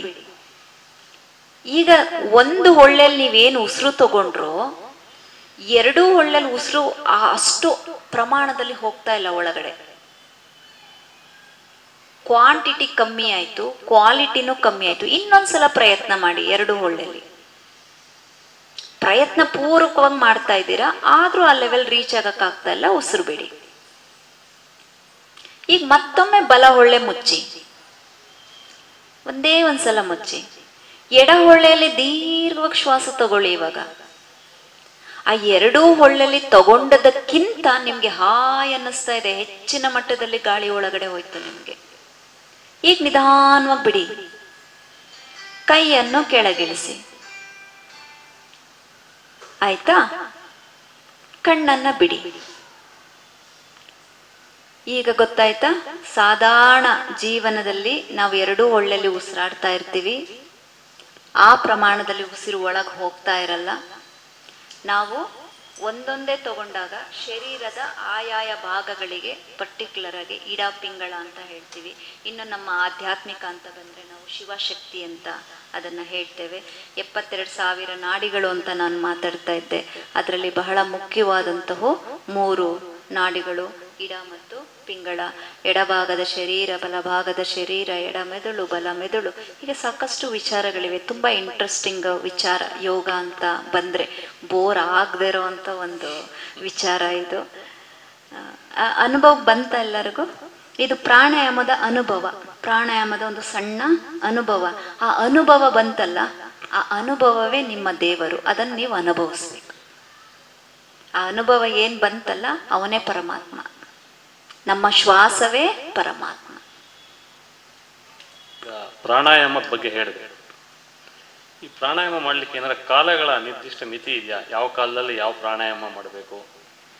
ಓಕೆ, ಕಾಲಗಳ ನಿರ್ದಿಷ್ಟ ಮಿತಿ ಅನ್ನೋದಕ್ಕಿಂತ ನನ್ನ ಪ್ರಕಾರ ನೀವು ಕೇಳ್ತಾ ಇರೋ ಋತುಗಳು ಅಂತ ಅನ್ಕೊಳ್ತೀನಿ. ಯಾವ ಯಾವ ಋತುವಿನಲ್ಲಿ ಯಾವ ಯಾವ ಪ್ರಾಣಾಯಾಮಗಳನ್ನು ಮಾಡಬೇಕು, ಬಹಳ ಮುಖ್ಯವಾದ ಒಂದು ಪ್ರಶ್ನೆ ಇದು. ವಿದ್ಯೆ ಭಾರತ ದೇಶದ ಕಂದ ಆದರೂ ಕೂಡ ನಮ್ಮದು ಯಾವತ್ತು ಹಿತ್ತಲು ಗಿಡ ಮದ್ದಲ್ಲ ಅನ್ನೋ ಹಾಗೆ ಅದನ್ನು ಅತಿ ಹೆಚ್ಚಿನ ಅಧ್ಯಯನ ಮಾಡ್ತಾ ಇಲ್ಲ ನಮ್ಮವರು. ಪಸರಿಸ್ತಾ ಇದ್ದೀವಿ, ಅದರಲ್ಲಿ 2 ಮಾತಿಲ್ಲ. ವಿಶ್ವವ್ಯಾಪ್ತಿಯನ್ನು ಪಡೀತಾ ಇದೆ, ಆದರೆ ಇನ್ನೂ ಸರಿಯಾದ ಪ್ರಮಾಣದಲ್ಲಿ ಅಧ್ಯಯನ ಮಾಡಬೇಕು ಅನ್ನೋದಕ್ಕೆ ಇನ್ನೊಂದ್ಸಲ ಕೇಳ್ತಾ ಇದ್ದಾರೆ. ಅವ್ರ ಪ್ರಶ್ನೆ ಏನು ಅಂತ ಹೇಳಿದ್ರೆ, ಪ್ರಾಣಾಯಾಮವನ್ನು ಯಾವ ಯಾವ ಋತುಮಾನದಲ್ಲಿ ಯಾವ ರೀತಿ ಮಾಡಬೇಕು ಅಂತ. ಯಾಕೆ ನಾನು ಮತ್ತೆ ಅವರಿಂದ ಪ್ರಶ್ನೆ ಕೇಳಿಸ್ದೆ ಅಂದರೆ, ಇವರ ಪ್ರಶ್ನೆ ಸಾವಿರಾರು ಜನರ ವೀಕ್ಷಕರ ಪ್ರಶ್ನೆ ಇದಾಗಿರುತ್ತೆ. ಸಾಕಷ್ಟು ಕಡೆ ನಾನು ನೋಡಿದ್ದೀನಿ, ಎಲ್ಲ ಕಾಲದಲ್ಲೂ ಎಲ್ಲ ಪ್ರಾಣಾಯಾಮಗಳನ್ನು ಒಟ್ಟೊಟ್ಟಿಗೆ ಮಾಡಿಸ್ತಾ ಇರ್ತಾರೆ. ಅದು ಅವನ ಜೀವನಾವಧಿಯನ್ನು ಕಡಿಮೆ ಮಾಡೋದಕ್ಕೆ ಆ ಒಬ್ಬ ಇನ್ಸ್ಟ್ರಕ್ಟರ್ ಕಾರಣ ಆಗ್ತಾ ಇರ್ತಾನೆ. ಓಕೆ, ಅವನಿಗೆ ಗೊತ್ತೇ ಇರಲ್ಲ, ಹೌದು, ಗೊತ್ತಿಲ್ಲದೆ ಮಾಡ್ತಾ ಇರ್ತಾರೆ. ಅದಕ್ಕೆ ನಾನು ಏನು ಹೇಳ್ತೀನಿ ಅಂತ ಹೇಳಿದ್ರೆ, ಎಕ್ಸಾಂಪಲ್, ಈಗ ಚಳಿಗಾಲ ಇದೆ. ಚಳಿಗಾಲದಲ್ಲಿ ನಮ್ಮ ದೇಹ ಏನು ಬಯಸುತ್ತೆ? ಹೀಟ್, ಬಿಸಿ ಕೇಳುತ್ತೆ. ಬಿಸಿ ಮಾಡೋದಕ್ಕೆ ಸಂಬಂಧಪಟ್ಟಂತಹ ಪ್ರಾಣಾಯಾಮಗಳಿವೆ. ಆ ಪ್ರಾಣಾಯಾಮಗಳನ್ನು ಮಾತ್ರ ಮಾಡಬೇಕು. ಸೆಕೆ ಕಾಲ, ಸಮ್ಮರ್ ಬಂತು, ಏನು ಎಕ್ಸ್ಪೆಕ್ಟ್ ಮಾಡ್ತೀವಿ ನಾವು? ಕೂಲ್ ಬೇಕು ನಮಗೆ ಅಲ್ವಾ, ಒಂದು ಶೀತದ ವಾತಾವರಣ ಬೇಕು, ತಂಪಾಗಿ ಇಟ್ಕೋಬೇಕು ಅಲ್ವಾ. ಸೊ ಅಲ್ಲಿ ನಾವೇನ್ ಮಾಡಬೇಕು? ತಂಪಾಗಿಸುವಂತಹ ಪ್ರಾಣಾಯಾಮಗಳನ್ನ ಮಾಡುವಂಥದ್ದು. ಈಗ ಈ ಕಾಲದಲ್ಲಿ ಇದ್ದೀವಿ, ನಮ್ಗೆ ಬಿಸಿಲು ಬರುತ್ತೆ, ಮಳೆನೂ ಬರುತ್ತೆ, ಒಂದ್ಸಲ ಚಳಿನೂ ಆಗುತ್ತೆ, ಇದೊಂಥರ ಬ್ಯಾಲೆನ್ಸಬಲ್ ಅಲ್ವಾ. ಆಗ ನಾವೇನ್ ಮಾಡಬೇಕು? ಬ್ಯಾಲೆನ್ಸಿಂಗ್ ಪ್ರಾಣಾಯಾಮಗಳನ್ನ ಮಾಡ್ಕೋಬೇಕು. ಎಲ್ಲನೂ ಮಿಕ್ಸ್ನಲ್ಲಿ ಮಾಡಬಾರ್ದು. ಒಬ್ಬ ಹೈ ಬಿ ಪಿ ಇರ್ತಾನೆ ಸರ್, ಹೈ ಬಿ ಪಿ ಇರೋನ್ಗೆ ನೀವು ಬಿ ಪಿ ರೈಸ್ ಆಗೋ ಪ್ರಾಣಾಯಾಮ ಕೊಟ್ರೆ ಅವನ ಜೀವನ ಜೊತೆ ಯಾರು ಆಟ ಆಡ್ದಂಗಾಗತ್ತೆ ಹೇಳಿ? ಲೋ ಬಿ ಪಿ ಅಂತ ಬಂದಿರ್ತಾನೆ, ಪ್ರಾಣಾಯಾಮ ಮಾಡಕ್ ಬಂದಿರ್ತಾನೆ, ಅವನಿಗೆ ನೀವು ಕೂಲಿಂಗ್ ಪ್ರಾಣಾಯಾಮ ಕೊಟ್ರೆ ಬಿ ಪಿ ಇನ್ನೂ ಡೌನ್ ಆಗುತ್ತೆ. ಹಾಗೆ ಆಯಾಯ ಋತುಗಳಿಗೆ ಸಂಬಂಧಪಟ್ಟಂತಹ ಪ್ರಾಣಾಯಾಮಗಳನ್ನೇ ಅಳವಡಿಸ್ಕೋಬೇಕು, ಬಹಳ ಮುಖ್ಯ. ಯಾವ ಯಾವ ಆಸನಗಳು ಅನ್ನೋದು ತರಗತಿಗೆ ಬಂದಾಗ ಅದನ್ನ ನಾವು ಕೊಡ್ತೀವಿ. ಇದೊಂದು ಜನರಲ್ ಇನ್ಫಾರ್ಮೇಶನ್ ತರ, ಸಂದೇಶದ ತರ ಹೇಳ್ತಾ ಇದ್ದೀನಿ ಅಷ್ಟೇ. ಈಗ ಈ ಗರ್ಭಿಣಿ ಸ್ತ್ರೀಯರು, ಇವರಿಗೆ ವಿಶೇಷವಾದಂತಹ ಯೋಗಾಸನಗಳೇನಾದ್ರು ಇದೆಯಾ? ಖಂಡಿತವಾಗ್ಲೂ ಇದೆ, ನಿಮಗೆಲ್ಲ ಗೊತ್ತಿದೆ. ದುಬೈನಲ್ಲಿ ನಾನು ಗರ್ಭಿಣಿಯರಿಗೋಸ್ಕರನೇ ವಿಶೇಷ ಶಿಬಿರವನ್ನು ಮಾಡಿ ಅಲ್ಲಿ ಜನರಿಗೆ ಅದನ್ನು ಸಾಬೀತು ಮಾಡಿದೆ. 2017-16 ನಂಗೆ ನೆನಪಿಲ್ಲ, ಇಲ್ಲೇ KR Purmಲ್ಲೇ ನಾವು ಮಾಡಿ ಸುಮಾರು ಒಂದು 32 ಜನರದು ನಾರ್ಮಲ್ ಡೆಲಿವರಿ. ಸೊ ಅಂದರೆ ಅರ್ಥ, ಮೇಯ್ನು ಗರ್ಭಿಣಿ ಅಂತ ಬಂದಾಗ ಮಾನಸಿಕವಾಗಿ ಬಹಳ ಕುಗ್ತಾರೆ. ಸೊ ಅವ್ರಿಗೆ ಧ್ಯಾನ ಪ್ರಾಣಾಯಾಮಗಳ ಮುಖೇನ, ಅಂದರೆ ಅವ್ರಿಗೆ 3 ತಿಂಗಳು ಆಗುವವರೆಗೆ ಯಾವುದೇ ಆಸನಗಳನ್ನು ಕೊಡೋದಿಲ್ಲ. 3 ತಿಂಗಳ ನಂತರ ಪ್ರಾಣಾಯಾಮ ಎಷ್ಟು ಮುಖ್ಯವೋ, ಧ್ಯಾನ ಎಷ್ಟು ಮುಖ್ಯವೋ, ಆಸನಗಳು ಕೂಡ ಬಹಳ ಮುಖ್ಯ. ಅವರ ಎಲ್ಲ ಮಾಂಸಖಂಡಗಳನ್ನು ಸಡಿಲ ಮಾಡಿಕೊಡುತ್ತೆ, ರಕ್ತ ಸಂಚಾರವನ್ನು ಸರಾಗವಾಗಿ ಮಾಡಿಕೊಡುತ್ತೆ, ಅವರಲ್ಲಿ ಒಂದು ಆತ್ಮವಿಶ್ವಾಸ ಹೆಚ್ಚಾಗತ್ತೆ. ಆ ಗರ್ಭಿಣಿ ಸ್ತ್ರೀಯರಿಗಾಗಿಯೇ ಆಸನಗಳಿವೆ, ಬಹಳ ಒಂಥರ ಇಂಟ್ರೆಸ್ಟಿಂಗ್ ಆಸನಗಳು. ಇದು ಕೂಡ ಒಳ್ಳೆ ಪ್ರಶ್ನೆ ಆಗಿದೆ ನಿಮ್ಮದು. ಹಾಗಾಗಿ ಈಗ ಮಾತೆತ್ತಿದ್ರೆ ಹಾಸ್ಪಿಟ್ಲಲ್ಲಿ ಸಿಸೇರಿಯನ್ ಮಾಡಿ ಮಗುನ ಆಪರೇಷನ್ ಮಾಡಿ ತೆಗೆಯುವಂತಹ ಕಾಲ. ಮತ್ತೆ ನಾವೆಲ್ಲರೂ ಯೋಗಗಳನ್ನು ಮಾಡ್ತಾ ನಮ್ಮ ಪೂರ್ವಿಕರ ಹಾಗೆ ಹಿಂದಿನ ದಿನಗಳಿಗೆ ವಾಪಸ್, ಅಲ್ಲಿ ಹೇಗೆ ನಮಗೆ ಸಾಮಾನ್ಯ ಒಂದು ನಾರ್ಮಲ್ ಹೆರಿಗೆ ಆಗ್ತಾ ಇತ್ತು ಅಂಥ ದಿನಗಳು ಖಂಡಿತ ಬರುತ್ತೆ ಅಂತ. ಯಾಕಂದ್ರೆ ಇದೇ ಪ್ರಮಾಣದಲ್ಲಿ ಯೋಗ ಪ್ರಚಾರ ಆಗ್ತಾ ಆಗ್ತಾ ಆಗ್ತಾ ಆ ದಿನಗಳು ಮತ್ತೆ ಬರುತ್ತೆ. ಯೋಗದಿಂದ ರೋಗ ಹೋಗುತ್ತೆ ಅಂತ, ಇದು ಎಷ್ಟರ ಮಟ್ಟಿಗೆ ಸತ್ಯ? ಬಹಳ ಒಳ್ಳೆ ಪ್ರಶ್ನೆ ಇದು ಕೂಡ. ನಾನು ಈಗಾಗಲೇ ಹೇಳ್ದಂಗೆ ರೋಗ ಬಂದ್ಮೇಲೆನೆ ಯೋಗ ಹುಡ್ಕೊಂಡು ಬರೋರು ಜಾಸ್ತಿ ಆಗ್ಬಿಟ್ರು. ಓಕೆ, ರೋಗ ಬರೋದಕ್ಕಿಂತ ಮುಂಚೆ ಯೋಗ ಬೇಕು ಅನ್ನೋರು ಯಾರು ಇಲ್ಲ, ಯಾರು ಸೀರಿಯಸ್ ಕೂಡ ತಗೊಳ್ಳಲ್ಲ. ರೋಗ ಬಂದ ಮೇಲೆ ಯೋಗ ಮಾಡಿ ರೋಗ ಹೋಗುತ್ತೆ ಅನ್ನೋದಕ್ಕಿಂತ ಯೋಗ ಮಾಡೋದ್ರಿಂದ ರೋಗ ಬರೋದೇ ಇಲ್ಲ ಅಂತ ಒಂದನ್ನಂತೂ ಕ್ಲಿಯರ್ ಆಗಿ ಹೇಳ್ತೀನಿ. ರೋಗ ಬಂದ ಮೇಲೆ ಮಾಡಿದ್ರೆ ಅದು ಹೆಚ್ಚಿನ ಮಟ್ಟದಲ್ಲಿ ಸ್ಪ್ರೆಡ್ ಆಗಲ್ಲ. ಓಕೆ, ಈಗ ಯಾವುದಾದ್ರೂ ಒಂದು ಎಕ್ಸಾಂಪಲ್ ಹೇಳಬೇಕು ಅಂದರೆ ಕ್ಯಾನ್ಸರ್ ವಿಚಾರ ತಗೊಳ್ಳೋಣ. ಒಂದು ಉದಾಹರಣೆ ಒಂದಿಗೆ, ಅದ್ರಲ್ಲಿ ಹಂತಗಳು ಬರುತ್ತೆ. ಮೊದಲನೇ ಹಂತ, 2ನೇ ಹಂತ, 3ನೇ ಹಂತ, 4ನೇ ಹಂತ. 4ನೇ ಹಂತಕ್ಕೆ ಬಂದರೆ ಇವನು ಹೊರಟ ಅಂತ ಅಂದ್ಕೊಳ್ತಾರೆ ಅಲ್ವಾ. ಈಗ ನಮ್ಮಲ್ಲಿ ಕ್ಯಾನ್ಸರ್ ವಿದ್ಯಾರ್ಥಿಗಳು ಕ್ಯಾನ್ಸರ್ ಅಂದ ಏನು ನರಳ್ತಾ ಇದ್ದಾರೆ, ನಾನು ನರಳ್ತಾ ಇದ್ದಾರೆ ಅಂತ ಹೇಳಕ್ಕೆ ಇಷ್ಟಪಡಲ್ಲ, ಯಾರಾದರೂ ನೋಡ್ತಾ ಇರ್ತಾರೆ ನನ್ನ ವಿದ್ಯಾರ್ಥಿಗಳು. 3ನೇ ಒಂದು ಸ್ಟೇಜ್ನಲ್ಲಿ ಇರ್ತಾರೆ, ಯೋಗಕ್ಕೆ ಬರ್ತಾರೆ. 4ನೇ ಸ್ಟೇಜ್ನಲ್ಲಿ ಇರ್ತಾರೆ, ಯೋಗಕ್ಕೆ ಬರ್ತಾರೆ. ಈ 4ನೇ ಸ್ಟೇಜಲ್ಲಿ ಇರೋ ಅಂಥವ್ರಿಗೆ ಏನಾಗತ್ತೆ ಅಂತ ಹೇಳಿದ್ರೆ, ಡಾಕ್ಟ್ರು ಒಂದು ಅವಧಿಯನ್ನು ನೀಡಿರ್ತಾರೆ. ಅವರು ಕ್ಷಮೆ ಇರಲಿ ಸರ್, ಕ್ಷಮೆ ಇರಲಿ, ಓಕೆ, ಇವನು 6 ತಿಂಗಳು ಬದುಕ್ತಾನೆ, 8 ತಿಂಗಳು ಬದುಕ್ತಾನೆ, 1 ವರ್ಷ ಬದುಕ್ತಾನೆ ಅಂತ ಹೇಳ್ತಾರೆ. ಆದರೆ ಅಂಥವ್ರು ಯೋಗಕ್ಕೆ ಬಂದಾಗ ಅವ್ರೇನು ಅವಧಿ ನೀಡಿರ್ತಾರೆ ಅದನ್ನು ಮೀರಿ 8 ವರ್ಷ 10 ವರ್ಷ 12 ವರ್ಷ 20 ವರ್ಷ ಬದುಕ್ತಾರೆ. ಸ್ಪ್ರೆಡ್ ಆಗಲಿಕ್ಕೆ ಬಿಡೋದಿಲ್ಲ, ಹುಣ್ಣನ್ನು ಬೆಳೆಯೋದಕ್ಕೆ ಬಿಡಲ್ಲ. ಹಾಗೆ ಇನ್ನೊಂದು ಎಲ್ಲರಿಗೂ ನೆನಪಿರಲಿ, ನಾನು ಮೊನ್ನೆ ಯಾವುದೊಂದು ಸೆಂಟ್ರಿಗೆ ಇದು ಮಾಡಿದಾಗ ಕ್ಯಾನ್ಸರ್ ಪೇಷಂಟ್ ಬಂದಿದ್ದರು, ಅವರಿಗೆ ಹೀಟಿಂಗ್ ಪ್ರಾಣಾಯಾಮ ಕೊಡ್ತಾಯಿದ್ರು. ಕ್ಯಾನ್ಸರ್ ಯಾವ ಪ್ರಮಾಣದ ಹುಣ್ಣಿರುತ್ತೆ ಹೊಟ್ಟೆ ಒಳಗಡೆ ಅದಕ್ಕೆ ತಕ್ಕ ಹಾಗೆ ನಾವು ಸರ್ ನಮ್ಗೇನಾದ್ರು ಗಾಯ ಆದರೆ ಉರಿ ಆದರೆ ನಾವು ಗಾಳಿ ಬೀಸಿ ತಣ್ಣಗೆ ಮಾಡ್ತೀವಿ ಅಲ್ವಾ. ಆ ಥರ ಕೂಲಿಂಗ್ ಪ್ರಾಣಾಯಾಮಗಳನ್ನು ಕೊಟ್ಟು ಆ ಹುಣ್ಣು ಸ್ಪ್ರೆಡ್ ಆಗದೆ ಇರೋ ಥರ ನಾವು ಅವಾಯ್ಡ್ ಮಾಡ್ತಾ ಹೋಗ್ತೀವಿ. ತುಂಬ ಹುಷಾರಾಗುತ್ತೆ ಅಂತ ಅಲ್ಲ, ಅದು ಹಾಗೆ ಇರುತ್ತೆ. ನಾನು ಬೆಸ್ಟ್ ಎಕ್ಸಾಂಪಲ್ ಕ್ಯಾನ್ಸರ್ನ ನಾನು ಕೊಡ್ತಾ ಇದ್ದೀನಿ. ಆದರೆ ಈ ಅಸ್ತಮ ಇವೆಲ್ಲ ಇದೆಯಲ್ಲ ಸಾಕಷ್ಟು ಕಂಟ್ರೋಲಿಗೆ ಬರುತ್ತೆ. ನಮ್ಮಲ್ಲೇ ಉತ್ತಮ ಉದಾಹರಣೆಗಳು ಇವೆ. ಗ್ಯಾಸ್ಟ್ರಿಕ್ ಆಗ್ಬೋದು, ಈ ಥರದ್ದೆಲ್ಲ ಕಂಟ್ರೋಲ್ಗಂತೂ ಬರುತ್ತೆ. ಕೆಲವೊಂದು ನಿಂತು ಹೋಗ್ತವೆ. ಈಗ ಡಯಾಬಿಟಿಸು ಅದೊಂದು ರೋಗನೇ ಅಲ್ಲ, ಎಲ್ಲರೂ ಅದೊಂದು ಮಾನಸಿಕ ರೋಗ. ನನ್ನ ಪ್ರಕಾರ ಹೇಳೋದಾದರೆ ಸಕ್ಕರೆ ಕಾಯಿಲೆ ಅನ್ನೋದು ಒಂದು ಮಾನಸಿಕ ರೋಗ. ಆದರೆ ಅವರ ಮನಸ್ಸಿಗೆ ಬಂದಿರೋಂಥ ದೇಹಕ್ಕೆ ಬಂದಿರೋ ರೋಗವನ್ನು ನಾವು ಹುಷಾರು ಮಾಡ್ಬೋದು. ಆದರೆ ಈ ಮಾನಸಿಕವಾಗಿ ಬಂದಿದ್ದ ರೋಗಕ್ಕೆ ಬಹಳ ಕಷ್ಟ. ಅವರು ಹೇಳಿದ್ದನ್ನು ಕೇಳಲ್ಲ, ಫಾಲೋನೂ ಮಾಡಲ್ಲ. ಅವರು ಅವ್ರದ್ದೇ ಆದಂಥ ಒಂದು ಪ್ರಪಂಚದಲ್ಲಿ ಇರ್ತಾರೆ. ಡಯಾಬಿಟಿಸ್ನಲ್ಲಿ ಬರೀ ಆಹಾರ ಪದ್ಧತಿ ಮತ್ತು ಯೋಗ ಇವೆರಡರಲ್ಲೇ ಅವರು ಕಂಟ್ರೋಲ್ ಮಾಡ್ಕೋಬೋದು. ಆದರೆ ಮಾಡಲ್ಲ. 100ಕ್ಕೆ 10 ಜನ ಮಾಡಿದ್ರು ಪರ್ಫೆಕ್ಟಾಗಿ ಮಾಡಿ ಅವರು ಸುಧಾರಿಸ್ಕೊಳ್ತಾರೆ ಖಂಡಿತ.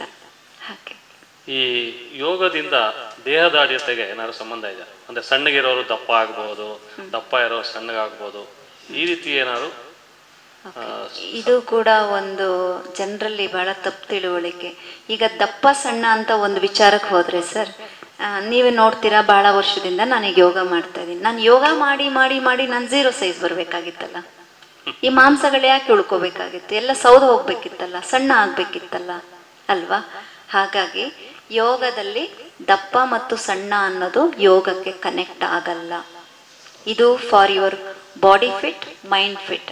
ಇವಾಗ ಅವನೊಂದು 100 kg ಇರ್ತಾನೆ, ಅವ್ನು ನೀಟಾಗಿ ಬೆಂಡ್ ಆಗ್ಬಿಟ್ಟು ಅವ್ನ ಶೂಸ್ ಅವನು ಹಾಕೊಳ್ತಾನೆ, ಆಯ್ತಾ. ಇವಾಗ ಮಗು ತುಂಬಾ ಸಣ್ಣಕ್ಕೆ ಸ್ಲಿಮ್ ಆಗಿದ್ದಾಳೆ, ಅವಳಿಗೆ ಬಗ್ಗೆ ಬೆಂಡ್ ಆಗಲ್ಲ, ಸ್ಟಿಫ್ನೆಸ್ ಇರುತ್ತೆ ಅಲ್ವಾ. ಇದು ದಪ್ಪ ಸಣ್ಣ ಮ್ಯಾಟ್ರೇ ಬರಲ್ಲ. ಇನ್ನೂ ಸ್ವಲ್ಪ ಮಸಲ್ಸ್ ಎಲ್ಲ ಚೆನ್ನಾಗಿದ್ರೆ ಅವ್ರ ಆಸನಗಳೆಲ್ಲ ಚೆನ್ನಾಗಿ ಮಾಡ್ಬೋದು, ಯಾಕಂದ್ರೆ ಮೂಳೆಗಳನ್ನ ಬೆಂಡ್ ಮಾಡೋಕ್ಕಾಗಲ್ಲಲ್ಲ. ಸೊ ಮಾಂಸಗಳನ್ನು ನಾವು ಎಳಿಬಹುದು, ಹೆಂಗೆ ಬೇಕಾದರೂ ಸ್ಟ್ರೆಚ್ ಮಾಡ್ಬೋದು. ಸೊ ಗುಡ್ ಕ್ವಾಲಿಟಿ ಮಸಲ್ಸ್ ದೇಹದಲ್ಲಿ ಯಾವಾಗಲೂ ಇರೋ ಥರನೂ ನೋಡ್ಕೋಬೇಕು. 2 ಥರದ್ದು ಫ್ಯಾಟ್ ಇರುತ್ತೆ. ಯೋಗ ಏನು ಮಾಡುತ್ತೆ ಅಂದರೆ ಆ ಕೆಟ್ಟ ಫ್ಯಾಟ್, ಬ್ಯಾಡ್ ಫ್ಯಾಟ್ ಅಂತ ಏನಿರುತ್ತೆ ಅದನ್ನು ಡೆವಲಪ್ ಆಗಿ ಬಿಡಲ್ಲ. ಅಂದರೆ ಕಳೆಯೆಲ್ಲ ಕಿತ್ತಾಕತ್ತೆ, ಬೆಳೆಯನ್ನ ಉಳಿಸ್ಕೊಡುತ್ತೆ. ಅದು ಯೋಗ. ನನಗೆ ಮೂಲಭೂತವಾಗಿ ಒಂದು ಸಮಸ್ಯೆ ಅಂದ್ರೆ ಗೊಂದಲ ಇದೆ.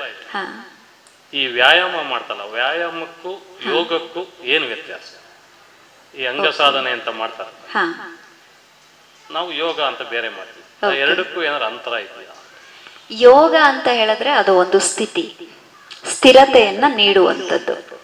ಈ ವ್ಯಾಯಾಮಗಳು ಅಂತ ಹೇಳಿದ್ರೆ ಯೋಗ ಆಸನಗಳನ್ನ ಮಾಡೋದಕ್ಕೆ ದೇಹವನ್ನ ಅಣಿ ಮಾಡಿಕೊಳ್ಳುವಂಥದ್ದು. ನೇರ ಆಸನಗಳನ್ನ ಮಾಡಬಾರ್ದು. ಯಾಕೆ ಅಂತ ಹೇಳಿದ್ರೆ ಈಗ ನಾವು ಇಂಗ್ಲಿಷ್ನಲ್ಲಿ ಹೇಳ್ತೀವಲ್ಲ ಎಕ್ಸಸೈಸ್, ಅದನ್ನೇ ವ್ಯಾಯಾಮ ಅಂತ ಕನ್ನಡದಲ್ಲಿ ಹೇಳ್ತೀವಿ, ಆಯ್ತಾ.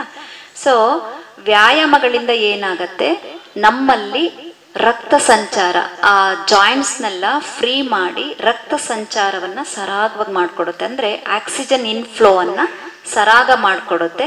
ಆಗ ಒಂದು ಆಸನದ ಸ್ಥಿತಿಯಲ್ಲಿ ಹೆಚ್ಚಿನ ಮಟ್ಟದಲ್ಲಿ ಹೆಚ್ಚಿನ ಸಮಯ ನಾವು ಕುತ್ಕೊಳ್ಳೋದಕ್ಕೆ, ಸ್ಥಿರತೆಯನ್ನು ಪಡೆದುಕೊಳ್ಳೋದಕ್ಕೆ ಸಹಾಯ ಆಗತ್ತೆ.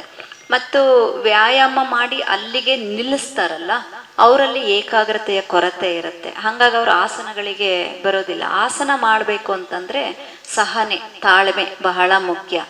ಯೋಗದಲ್ಲಿ ಸಹನೆ ಅನ್ನೋದು ಒಂದಿದ್ರೆ, ತಾಳ್ಮೆ ಅನ್ನೋದು ಒಂದಿದ್ರೆ ಸಕಲವೂ ನಮ್ಮದೇ. ಅದೊಂದೇ ಕೆಲಸ ಮಾಡೋದು. ಇಲ್ಲಿ ಮೇನ್ ನಂಬಿಕೆ ಇರಬೇಕು, ನಂಬಬೇಕು. ನಾವು ದೇವರನ್ನ ಯಾರು ನಾವು ನೇರ ನೋಡ್ಲಿಲ್ಲ, ಒಂದು ನಂಬಿಕೆಯಿಂದ ನಂಬ್ಕೊಂಡು ಬರ್ತಾ ಇದೀವಿ. ನಾವು ಪ್ರಾರ್ಥನೆಯನ್ನ ಸಲ್ಲಿಸ್ತೇವಲ್ಲ, ಹಾಗೆ ಯೋಗ ಕೂಡ ಒಂದು ದೇವರು. ನಂಬಿಕೆಯಿಂದ ನಂಬಬೇಕು ಅದನ್ನ. ಅದೊಂದು ವಿಸ್ಮಯಕಾರಿ ವಿಜ್ಞಾನಮಯ ಒಂದು ವಿದ್ಯೆ. ಈ ಯೋಗ ಮಾಡೋರಿಗೆ ಆಹಾರದಲ್ಲಿ ಏನಾರ ರೆಸ್ಟ್ರಿಕ್ಷನ್ಸ್ ಇದೆಯಾ? ಒಂದು ನಾವು ಅಂದರೆ ನೀವು ಹೇಳೋ ಪ್ರಕಾರ ಜನರಲ್ ಆಗಿ ಎಲ್ಲರೂ ಮಾಂಸಾಹಾರ ಸಸ್ಯಾಹಾರದ ಬಗ್ಗೆ ಮಾತಾಡ್ತಾರೆ. ನಾನು ಸಾಮಾನ್ಯವಾಗಿ ಈ ಮಾಂಸಾಹಾರ ಮತ್ತು ಸಸ್ಯಾಹಾರದ ಬಗ್ಗೆ ಹೆಚ್ಚಿನದಾಗಿ ಮಾತಾಡಕ್ ಹೋಗಲ್ಲ. ಯಾಕಂದ್ರೆ ಅದು ಆಹಾರ ಅವರವರ ಹಕ್ಕು, ಅವರವರ ಇಷ್ಟ, ಅವರವರ ಪದ್ಧತಿಗಳು ಇರುತ್ತೆ. ಅದ್ರ ಬಗ್ಗೆ ನಾನು ಮಾತಾಡಬಾರ್ದು. ಆದರೆ ನಾವು ಈಗ ಹಿಂಸೆ ಅಹಿಂಸೆ ಅಂತ ಬಂದಂಥ ಒಂದು ಸಮಯದಲ್ಲಿ ನಾವು ಅಯ್ಯೋ ಪ್ರಾಣಿನ ಕೊಂದು ತಿನ್ಬೇಕಾ ಆ ಒಂದು ಕರುಣೆಗೆ ನಾವು ಒಳಗಾಗ್ತೀವಿ, ಒಂದಂಶ. ಆಮೇಲೆ ಇಲ್ಲಿ ಯೋಗದಲ್ಲಿ ಅತಿಯಾಗಿ ತಿನ್ನುವವನಿಗೂ ಕೂಡ ಯೋಗ ಅಲ್ಲ, ಮತ್ತು ಅತಿಯಾಗಿ ಉಪವಾಸ ಮಾಡೋವನಿಗೂ ಕೂಡ ಯೋಗ ಒಲಿಯಲ್ಲ, ಅತಿಯಾಗಿ ನಿದ್ರೆ ಮಾಡೋವನಿಗೂ ಕೂಡ ಯೋಗ ದೇವತೆ ಒಲಿಯಲ್ಲ. ಓಕೆ, ಅತಿಯಾಗಿ ನಾನು ಎದ್ದೇ ಇರ್ತೀನಿ, ನಿದ್ರೆ ನಾನು ಮಾಡೋದೇ ಇಲ್ಲ ಅನ್ನೋನ್ಗೂ ಕೂಡ ಯೋಗ ಒಲಿಯಲ್ಲ. ಹಾಗಾಗಿ ನಮ್ಮ ಜೀವನವನ್ನ ಆಹಾರ ಮತ್ತು ಯೋಗ, ನಮ್ಮ ಜೀವನ ಶೈಲಿ, ಆಹಾರ ಶೈಲಿ ಮತ್ತು ನಮ್ಮ ಜೀವನ ಶೈಲಿ, ಅದರ ಮಧ್ಯ ಯೋಗ. ಯೋಗದೊಂದ್ರಿಂದನೇ ಎಲ್ಲ ಸಿಗುತ್ತೆ ಅಂದ್ರೆ ಅದು ತಪ್ಪು. ನಾವು ತಿನ್ನುವ ಆಹಾರವೇ ನಮ್ಮ ಮನಸ್ಸು, ನೆನಪಲ್ಲಿ. ನಾವು ಯಾವ ರೀತಿಯ ಅಂದ್ರೆ ಅಗೈನ್ ಮಾಂಸಾಹಾರಿ ಇದ್ರ ಬಗ್ಗೆ ನಾನು ಮಾತಾಡ್ತಾ ಇಲ್ಲ. ಸಾತ್ವಿಕ ಆಹಾರಗಳು, ರಾಜಸಿಕ್ ಆಹಾರಗಳನ್ನ ನಾವು ತಗೋಬಾರದು. ಸರ್ಟನ್ ಇವಾಗ ಒಬ್ಬೊಬ್ರು ಮನೇಲಿ ಒಂದ್ ದಿವಸ ಏನಾದ್ರೂ ಒಂದು ನುಗ್ಗೆ ಸೊಪ್ಪು ಸಾರು ಮಾಡಿದ್ರೆ ಇಡೀ ದಿನ ನುಗ್ಗೆ ಸೊಪ್ಪು ಸಾರು, ನುಗ್ಗೆ ಸೊಪ್ಪು ಪಲ್ಯ, ನುಗ್ಗೆ ರಸ ಅದೇ ಓಡ್ತಾ ಇರುತ್ತೆ. ಒಂದೇ ಥರದ್ ಬಂತು ಮತ್ತು ಬೆಳಗ್ಗೆ ಮಾಡಿದ್ದು ಸಂಜೆ ಹೋಗ್ತಾ ಇರುತ್ತೆ. ಅದ್ರ ಬದಲು ನೀವೇನೇ ಆಹಾರಗಳನ್ನ ತಗೊಳ್ಳಿ, 3 ಹೊತ್ತು ಡಿವೈಡ್ ಮಾಡ್ಕೊಳ್ಳಿ. ಬೆಳಗ್ಗೆ ಒಂದು ಬೆಂಡೆಕಾಯಿ ತಗೊಂಡ್ವಾ, ಮಧ್ಯಾಹ್ನ ಇನ್ನೊಂದು ವೆಜಿಟೇಬಲ್, ಆ ರೀತಿ ತಗೊಂಡಾಗ ದೇಹಕ್ಕೆ ಏನೇನು ಬೇಕು ಮಲ್ಟಿ ವಿಟಮಿನ್ಸ್ ವೈಸ್ ಅದು ತಗೊಳ್ತಾ ಇರೋದು, ಅದು ಪೂರೈಸಬೇಕು. ಈಗ ಯೋಗ ಮಾಡೋರು ಬಾಡಿ ಪೇನ್ ಅಂತ ಹೇಳ್ತಾರೆ. ಯಾಕೆ ಅಂದರೆ ನಿಮ್ಮ ದೇಹಕ್ಕೆ ಬೇಕಾಗಿರೋವಂಥದ್ದು ನೀವು ಕೊಡ್ತಾ ಇಲ್ಲ. ಆಹಾರದ ಮುಖೇನ ಕೂಡ ನೀವು ಕೊಡಬೇಕು, ಸರಿ ಪ್ರಮಾಣದಲ್ಲಿ ವಿಶ್ರಾಂತಿಯನ್ನು ನೀಡಬೇಕು. ಸೊ ಒಬ್ಬ ಆರೋಗ್ಯವಂತನಾಗಿರೋದಕ್ಕೆ ಎಷ್ಟು ಆಸನಗಳ ಅವಶ್ಯಕತೆ ಇರುತ್ತೆ ಹಾಗಾದ್ರೆ? ಬಹಳ ಜನರದಿರುತ್ತೆ ಇಷ್ಟು 1000 ಆಸನಗಳಿದೆಯಾ ಅಂತ. 92 ಲಕ್ಷ, ಎಷ್ಟು 82 ಲಕ್ಷ ಆಸನಗಳು ಇದೆ.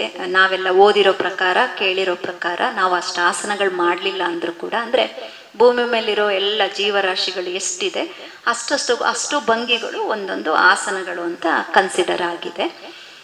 ಆದರೆ ಒಬ್ಬ ಮನುಷ್ಯ ಒಂದು ಸಾಮಾನ್ಯ ಆರೋಗ್ಯವಂತನಾಗಿರೋದಕ್ಕೆ ನೀವು ಸೂರ್ಯ ನಮಸ್ಕಾರವನ್ನು ಕಾಮನ್ನಾಗಿ ನಾವಿಟ್ಟು ಹೊರತುಪಡಿಸಿದ್ರು 20 ರಿಂದ 40 ಆಸನಗಳನ್ನು ನೀವು ನಿಮ್ಮ ಜೊತೆಲಿ ಇಟ್ಕೊಂಡ್ರೆ ಸಾಕು. ಇನ್ನು ಯಾರೋ ಗುರುಮ ಬಂದರು, ಅವಳು ಯಾವುದೋ ಒಂದು ಇದು ಏನದು ಕಾಲು ತೆಗೆದು ತಲೆ ಮೇಲಿಟ್ಲು, ತಲೆ ತೆಗೆದು ಕಾಲ ಮೇಲಿಟ್ಲು, ಅದೆಲ್ಲ ನಮ್ಮ ಹೆಚ್ಚಿನ ಮನರಂಜನೆ ಅಥವಾ ನಮ್ಮ ಸಂತೋಷಕ್ಕೆ ಇನ್ನು ಯಾವ್ಯಾವ ಥರ ಅಂಗ ಸಾಧನೆ ಮಾಡ್ಬೋದು ಅನ್ನೋ ನಿಟ್ಟಿನಲ್ಲಿ ಮಾಡ್ತೀವಿ ಅನ್ನೋದು ಬಿಟ್ಟರೆ, ಸಾಧಾರಣ ಆರೋಗ್ಯಕ್ಕೆ ಸೆಲೆಕ್ಟೆಡ್ ಆಸನಸ್ ಓನ್ಲಿ 40. ಅದರಲ್ಲೂ ವೆರಿ ಡಿಫಿಕಲ್ಟಿ ಅನ್ನೋ ಕೂಡ ನಿಮ್ಗೇನು ಬೇಕಾಗಿಲ್ಲ. ಓಕೆ, ಅದು ನಾವು ತರಗತಿಗೆ ಬಂದಾಗ ಫಿಲ್ಟ್ರ್ ಮಾಡಿ ನಾವು ನಿಮಗೆ ನೀಡ್ತಾ ಇರ್ತೀವಿ. ಒಟ್ಟಾರೆಯಾಗಿ ಯೋಗ ಅನ್ನೋದು ಒಂದು ವಿಜ್ಞಾನ ಕೂಡ, ಜೀವನ ಶೈಲಿ ಕೂಡ. ಹೌದು. ಸೊ ಯೋಗವನ್ನ ಪ್ರತಿಯೊಬ್ಬರು ರೂಢಿಸ್ಕೊಳ್ಳೋದು ಒಳ್ಳೆಯದು. ಹೌದು, ಅದು ಒಂಥರ ವಿಜ್ಞಾನಕ್ಕೂ ನಿಲುಕದ ವಿದ್ಯೆಯೂ ಒಂದೊಂದ್ಸಲ ಆಗ್ಬಿಡತ್ತೆ. ಅದು ಒಂಥರ ವಿಸ್ಮಯಕಾರಿಯೂ ಹೌದು, ಕಣ್ಣಲ್ಲಿ ಕಾಣುವುದು ಹೌದು, ಕಾಣದೇ ಇರುವಂತಹ ಒಂದು ವಿದ್ಯೆಯೂ ಹೌದು, ಶಕ್ತಿಯೂ ಹೌದು. ಸೊ ನಮ್ಮ ಇವತ್ತಿನ ಕಾರ್ಯಕ್ರಮದಲ್ಲಿ ನಮ್ಮ ಸರಳವಾದ ಪ್ರಶ್ನೆಗಳಿಗೆ ಸರಳವಾದ ಉತ್ತರಗಳನ್ನ ನೀಡಿ ನಮ್ಮ ಯೋಗದ ಕುರಿತು ಒಂದು ಮಾಹಿತಿಯನ್ನು ನಮ್ಮ ವೀಕ್ಷಕರಿಗೆ, ಪ್ರೇಕ್ಷಕರಿಗೆ ಕೊಟ್ಟಿದ್ದೀರಾ. ಇವತ್ತಿನ ಕಾರ್ಯಕ್ರಮ ಕನ್ಕ್ಲೂಡ್ ಮಾಡಕ್ ಮುಂಚೆ ನೀವೇನು ಹೇಳಲಿಕ್ಕೆ ಇಷ್ಟಪಡ್ತೀರಾ? ಯೋಗದ ಬಗ್ಗೆನೇ ಇಷ್ಟೊಂದು ಮಾತಾಡ್ತಾ ಇದ್ದೀವಿ ಇದುವರೆಗೂ. ಈಗ ಈ ಒಂದು ಕಾರ್ಯಕ್ರಮವನ್ನ ಯಾರೆಲ್ಲ ವೀಕ್ಷಣೆಯನ್ನ ಮಾಡ್ತಾ ಇದ್ದೀರಿ, ಯಾರೋ 1, 2, 3 ಜನದ ಮನಸ್ಸು ಪರಿವರ್ತನೆಯಾಗಿ ನಾಳೆಯಿಂದ ನಾನು ಯೋಗ ಅಭ್ಯಾಸವನ್ನ ಮಾಡ್ತೇನೆ ಅನ್ನೋ ಒಂದು ಮನಸ್ಥಿತಿ ಬಂದರೂ ಕೂಡ ಈ ಕಾರ್ಯಕ್ರಮಕ್ಕೆ ಒಂದು ಸಾರ್ಥಕತೆ ಸಿಗುತ್ತೆ. ನಮ್ಮ ಉದ್ದೇಶವೇ ಅದು. ಈ ನಮ್ಮ ದೇಶದಲ್ಲಿ ಹುಟ್ಟಿರುವಂತಹ ಇಂತಹ ಒಂದು ಪುಣ್ಯಕಾರಿ ವಿದ್ಯೆ ಇದೊಂದು, ಎಲ್ಲ ಇಡೀ ಪ್ರಪಂಚಕ್ಕೆ ಸಮಾನವಾಗಿ ಸರ್ವ ಧರ್ಮೀಯರಿಗೂ ಬೇಕಾಗಿರುವಂತಹ ಈ ಒಂದು ಯೋಗವನ್ನ ಇಡೀ ಪ್ರಪಂಚಕ್ಕೆ ಪಸರಿಸಲು ನಿಮ್ಮೆಲ್ಲರ ಸಹಾಯ ಬೇಕು. ಜೊತೆಗೆ ಮನೆಗೊಬ್ಬ ಯೋಗ ಗುರುವಾಗಬೇಕು. ಮನೆಯಲ್ಲಿ ಪ್ರತಿಯೊಬ್ಬರು ಒಬ್ಬರು ಯೋಗ ಶುರು ಮಾಡಿದ್ರೆ ಎಲ್ಲರೂ ಶುರು ಮಾಡ್ತಾರೆ. ಯೋಗ ಒಂದನ್ನು ನೀವು ಮಾಡಿ ಪ್ರತಿಯೊಂದು ನಿಮ್ಮಲ್ಲಿಗೆ ಹರಿಯೋದಕ್ಕೆ ಶುರುವಾಗತ್ತೆ. ಅದು ಬರೀ ಆರೋಗ್ಯ ಅಂತಲ್ಲ, ಆರೋಗ್ಯ ಯಾವುದು ನಿಮ್ಮ ಮಾನಸಿಕ ಆರೋಗ್ಯ ಆಗ್ಬೋದು, ದೈಹಿಕವಾಗಿರ್ಬೋದು, ನಿಮ್ಮ ಸಾಂಸಾರಿಕ ಆರೋಗ್ಯ ಆಗಿರ್ಬೋದು, ವೈಚಾರಿಕ ಆರೋಗ್ಯವಾಗಿರ್ಬೋದು, ಸಾಮಾಜಿಕವಾಗಿ, ಇನ್ನು ಆರ್ಥಿಕವಾಗಿ ಅಥವಾ ನೀವು ಆಧ್ಯಾತ್ಮಿಕವಾಗಿ ಪ್ರತಿಯೊಂದು ನಿಮಗೆ ಅರಿವಿಲ್ಲದೆ, ಈಗ ಯಾರೋ ಒಬ್ಬ ನಾನು ಕುಡಿತಾ ಇದ್ದೀನಿ, ನಾನು ಕುಡಿಯೋದನ್ನ ಮದ್ಯ ಸೇವನೆ ಬಿಡಬೇಕು, ಯಾರು ನೀವು ಯೋಗಕ್ಕೆ ಬಂದರೆ ನಾವು ಹೇಳೋದೇ ಇಲ್ಲ ನೀವು ಕುಡಿಬೇಡಿ ಅಂತ. ನಾನು ಮಾಂಸಾಹಾರಿ, ನಾನು ತಿನ್ನೋದು ಬಿಡಬೇಕು, ನಾವು ಹೇಳೋದೇ ಇಲ್ಲ ನೀವು ತಿನ್ನೋದು ಬಿಡಿ ಅಂತ. ಯೋಗ ಮಾಡೋಕ್ಕೆ ಶುರು ಮಾಡಿದ್ರೆ ಅದರಿಂದ ಅಚ್ಚಿಗೆ ಫಿಲ್ಟರ್ ಆಗ್ತಾ ಹೋಗ್ತೀರಾ, ಅದೇ ಸ್ಟಾಪ್ ಮಾಡಿಬಿಡುತ್ತೆ. ಸೊ ಹಾಗಾಗಿ ಪ್ರತಿಯೊಬ್ಬರು ನಿಮ್ಮ ಜೀವನದಲ್ಲಿ ನನಗೆ ಸಮಯ ಇಲ್ಲ, ನಾನು ಟಯರ್ಡ್ ಆಗಿದ್ದೀನಿ, ಇದನ್ನೆಲ್ಲ ಬದಿಗಿಟ್ಟು, ಯಾಕಂದರೆ ನಾನು ಟಯರ್ಡ್ ಆಗಿದೆ ಅಂತ ನಾವು ನಿದ್ದೆ ಮಾಡೋದು ಬಿಡಲ್ಲ, ಊಟ ತಿನ್ನೋದು ನಿಲ್ಲಿಸಲ್ಲ, ಇತರ ದಿನಚರಿಯನ್ನು ನಿಲ್ಲಿಸಲ್ಲ. ಹಾಗೆ ಏನೇ ಆಗಿರಲಿ ದಿನದಲ್ಲಿ ನಿಮಗೋಸ್ಕರ ಸಮಯ ಆದಾಗೆ ಸಿಗಲ್ಲ, ನೀವು ಮಾಡ್ಕೋಬೇಕು. ಸಮಯವನ್ನು ಮಾಡಿಕೊಂಡು ಪ್ರತಿಯೊಬ್ಬರು ಯೋಗವನ್ನು ಮಾಡಿ ನಿಮ್ಮ ಆರೋಗ್ಯವನ್ನು ಕಾಪಾಡ್ತಾ ಈವನ್ ನಮ್ಮ ಉತ್ತಮ ಸಮಾಜದ ಆರೋಗ್ಯದ ಒಂದು ಸಮೃದ್ಧಿಯ ಕಡೆ ನಾವೆಲ್ಲರೂ ಮುಖವನ್ನು ಮಾಡೋಣ ಅಂತ ಈ ಮೂಲಕ ನಿಮ್ಮಲ್ಲಿ ಕೇಳ್ಕೊಳ್ತಾ ಇದ್ದೇನೆ. ಈ ಒಂದು ಕಾರ್ಯಕ್ರಮಕ್ಕೆ ಆಹ್ವಾನ ನೀಡಿದಂತಹ ಈ ಸಂಸ್ಥೆಗೆ ಅನಂತ ಅನಂತ ಧನ್ಯವಾದಗಳು. ನಿಮ್ಮಲ್ಲಿ ಯಾರಾದರೂ ಏನಾದ್ರು ಅನುಮಾನ ಇದ್ರೆ ಮೇಡಮ್ನ ಕೇಳ್ಬೋದು, ಇಲ್ಲಾಂದ್ರೆ ಕಾರ್ಯಕ್ರಮ ಮುಂದುವರಿಸ್ತೀವಿ. ಒಂದು ಗಂಟೆ ಸಮಯ ಇಟ್ಕೊಳ್ಳಿ. ಅತಿ ಹೆಚ್ಚಿನದಾಗಿ ಯಾವಾಗಲೂ ಪ್ರಾಧಾನ್ಯತೆಯನ್ನ ಬೆಳಗ್ಗೆ ಸೂರ್ಯ ಮೂಡೋಕ್ಕಿಂತ ಮುಂಚೆ ಅಥವಾ ಸೂರ್ಯ ಹುಡ್ತಾ ಇರ್ತಾನಲ್ಲ ಅವನ ಜೊತೆನೆ ನಾನು ಎದ್ದಿದ್ದೀನಿ ಅಂತ ಅವನಿಗೂ ಪೈಪೋಟಿ ಕೊಡ್ಕೊಂಡು 1 hour ಯೋಗ ಮಾರ್ನಿಂಗ್ನಲ್ಲಿ ಇಟ್ಕೊಂಡ್ರೆ ಬಹಳ ಉತ್ತಮ. ಅವ್ರಿಗೆ ಮಾರ್ನಿಂಗ್ನಲ್ಲಿ ಮಾಡಿದವ್ರಿಗೂ, ಯಾಕಂದ್ರೆ ಅವ್ರು ಬೆಳಗ್ಗೆ ಬೇಗ ಹೇಳಲ್ಲ, ಬೇಗ ಹೇಳದೆ ಒಂದು ಯೋಗ. ಈಗ ಸನ್ಸೆಟ್ ಸಂಜೆ ಈವ್ನಿಂಗ್ ಅಂತ ನಾವು ತಗೊಳ್ತೀವಿ, ಆದ್ರೆ ಬೆಳಗ್ಗೆ ಸಿಕ್ಕಿದಂತಹ ಆಕ್ಸಿಜನ್ ನಿಮ್ಗೆ ಈವ್ನಿಂಗ್ ಟೈಮ್ನಲ್ಲಿ ಸಿಗಲ್ಲ. ಈ ವೆಹಿಕಲ್ಸ್ ಎಲ್ಲ ಇದೆ, ಕಾರ್ಬನ್ ಡೈಆಕ್ಸೈಡ್ ನಿಮಗೆ ಗೊತ್ತಿದೆ.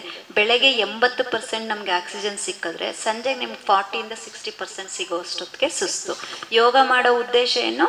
ಸ್ಯಾಚುರೇಷನ್, ಎಲ್ಲ ಸೆಲ್ಗಳನ್ನು ಗ್ರಂಥಿಗಳನ್ನು ಓಪನ್ ಮಾಡಿ ಸಂಧಿಗೊಂದಿಗೂ ನಾವು ಒಳ್ಳೆ ಆಕ್ಸಿಜನ್ ಕಳಿಸೋವಂಥದ್ದು. ಆ ಪ್ರಮಾಣ ಅದಕ್ಕೆ ಸಂಜೆ ಮಾಡೋರಿಗೆ ಸುಸ್ತಾಗತ್ತೆ, ಜಾಸ್ತಿ ಸುಸ್ತಾಯ್ತಪ್ಪ ಅಂತಾರೆ. ಬೆಳಗ್ಗೆ ಮಾಡೋರಲ್ಲಿ ಉತ್ಸಾಹ ಹೆಚ್ಚಾಗತ್ತೆ.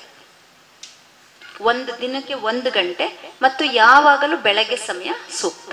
ನಾವು ಯಾವುದೇ ಸಾಧನೆ ಮಾಡಲಿ, ಅದು ಆಧ್ಯಾತ್ಮಿಕ ಆಗಲಿ, ಆಸನಗಳಾಗಲಿ, ಪ್ರಾಣಾಯಾಮ ಆಗಲಿ, ಧ್ಯಾನ ಯಾವ ಸಮಯ ಬೇಕಾದರೂ ಮಾಡ್ಬೋದು.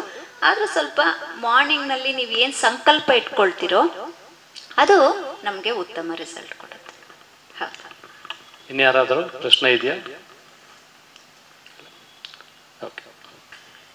ಈ ಯೋಗದ ಬಗ್ಗೆ ಕೇಳಬೇಕಾದ್ರೆ ನನಗೆ ಈ ಯೋಗ ಭಾರತೀಯರದ್ದು, ನಮ್ಮದು ಅನ್ನುವ ಒಂದು ಖುಷಿ, ಹೆಮ್ಮೆ ಆಗುತ್ತೆ. ಹಾಗೆ ನಾವದನ್ನ ಸಮರ್ಪಕವಾಗಿ ಬೆಳೆಸ್ಕೊತಾ ಇಲ್ಲ, ಅಳವಡಿಸ್ಕೊಂಡಿಲ್ಲ ಅನ್ನೋದಕ್ಕೆ ಪಶ್ಚಾತ್ತಾಪವೂ ಕೂಡ ಕಾಡುತ್ತೆ. ಈ ದಿನ ಮಾತಿನ ಮನೆಯಲ್ಲಿ ಮೌನವನ್ನ ಆಲಿಸೋಣ, ಆನಂದಿಸೋಣ ಈ ಕಾರ್ಯಕ್ರಮದ ಮೂಲಕ ಯೋಗದ ಬಗ್ಗೆ ತಿಳಿದುಕೊಳ್ಳಲು ನಮಗೆ ಯೋಗಾನುಯೋಗವನ್ನ ಒದಗಿಸಿದ್ದು ಭಾಗೀರಥಿ ಕನ್ನಡತಿ ಅವರ ಉಪಸ್ಥಿತಿ. ಇವತ್ತು ಅವ್ರು ನಮ್ಮ ಮಾತಿನ ಮನೆಯಲ್ಲಿ ಉಪಸ್ಥಿತರಿದ್ದಾರೆ ಅಂತಂದ್ರೇನೆ ಅದು ನಮ್ಮ ಯೋಗಾನುಯೋಗ ಅಂತ ಹೇಳಿ ನಾವು ಮತ್ತೊಮ್ಮೆ ನಾನು ಭಾವಿಸ್ತೀನಿ. ಅವರಿಗೆ ತುಂಬ ಪ್ರೀತಿಯ ಧನ್ಯವಾದಗಳು.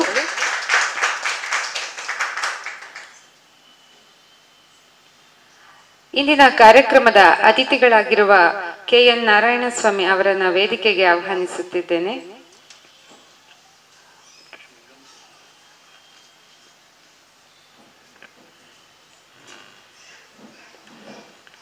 KN ನಾರಾಯಣಸ್ವಾಮಿ ಇವರು BSc PCM BE civil MIE FIF BPD human rights certificate ಇದು ಇವರ ವಿದ್ಯಾರ್ಹತೆಗಳು. ಇವರು 30 ವರ್ಷ ಪೊಲೀಸ್ ವೃತ್ತಿಯಲ್ಲಿ ಸೇವೆಯನ್ನ ಸಲ್ಲಿಸಿದ್ದಾರೆ. 4 ಠಾಣೆಗಳಲ್ಲಿ ಸೇವೆಯನ್ನ ಸಲ್ಲಿಸಿದ್ದಾರೆ. STF ನಲ್ಲಿ ವೀರಪ್ಪನ್ ಕಾರ್ಯಾಚರಣೆಯ ತಂಡದಲ್ಲಿಯೂ ಕೂಡ ಇವರು ಕೆಲಸ ನಿರ್ವಹಿಸಿದ್ದಾರೆ. ಆಂಟಿ ನಕ್ಸಲ್ ಫೋರ್ಸ್ ನಲ್ಲಿ ನಡೆದ 19 ಎನ್ಕೌಂಟರ್ ನಲ್ಲಿ ಕೂಡ ಇವರು ಉಪಸ್ಥಿತರಿದ್ರು. CCT ಗರುಡ ಫೋರ್ಸ್ ನ ತರಬೇತುದಾರರಾಗಿಯೂ ಕೂಡ ಕಾರ್ಯವನ್ನ ನಿರ್ವಹಿಸಿದ್ದಾರೆ. CSP ಬೆಂಗಳೂರು ನಗರದಲ್ಲಿ ನಕ್ಸಲರು, ಭಯೋತ್ಪಾದಕರು, ಅವಧಿ ಮೀರಿದ ವಿದೇಶಿಯರು, ಮನುಷ್ಯ ಸಾಗಣೆ ಮಾಡುವವರು, ವೇಶ್ಯವಾಟಿಕೆ, ಹೀಗೆ ಅನೇಕ ದೇಶ ಮಾರಕ ವಿಷಯಗಳ ಬಗ್ಗೆ ಮಾಹಿತಿಯನ್ನ ಸಂಗ್ರಹಿಸಿ ಆಡಳಿತಕ್ಕೆ ನೀಡುವ ಕೆಲಸವನ್ನ ಇವರು ನಿರ್ವಹಿಸಿದ್ದಾರೆ. ರಾಜ್ಯ ಗುಪ್ತ ವಾರ್ತೆಯಲ್ಲಿಯೂ ಕೂಡ ಕೆಲಸವನ್ನ ನಿರ್ವಹಿಸಿ ಇವರು ನಿವೃತ್ತರಾಗಿದ್ದಾರೆ. ಇವರು ಪೊಲೀಸ್ ವೃತ್ತಿಯೊಂದಿಗೆ ಇವರು ತಮ್ಮ ಹವ್ಯಾಸ ರಾಜ್ಯ ಮಟ್ಟದಲ್ಲಿ ಕ್ರಿಕೆಟ್ ಆಟಗಾರರಾಗಿಯೂ, ಕ್ರಿಕೆಟ್ ತರಬೇತುದಾರರಾಗಿಯೂ ಹಾಗೂ ಅದರ ಆಯ್ಕೆ ಸಮಿತಿಯಲ್ಲಿಯೂ ಕೂಡ ಕೆಲಸವನ್ನ ನಿರ್ವಹಿಸಿದ್ದಾರೆ.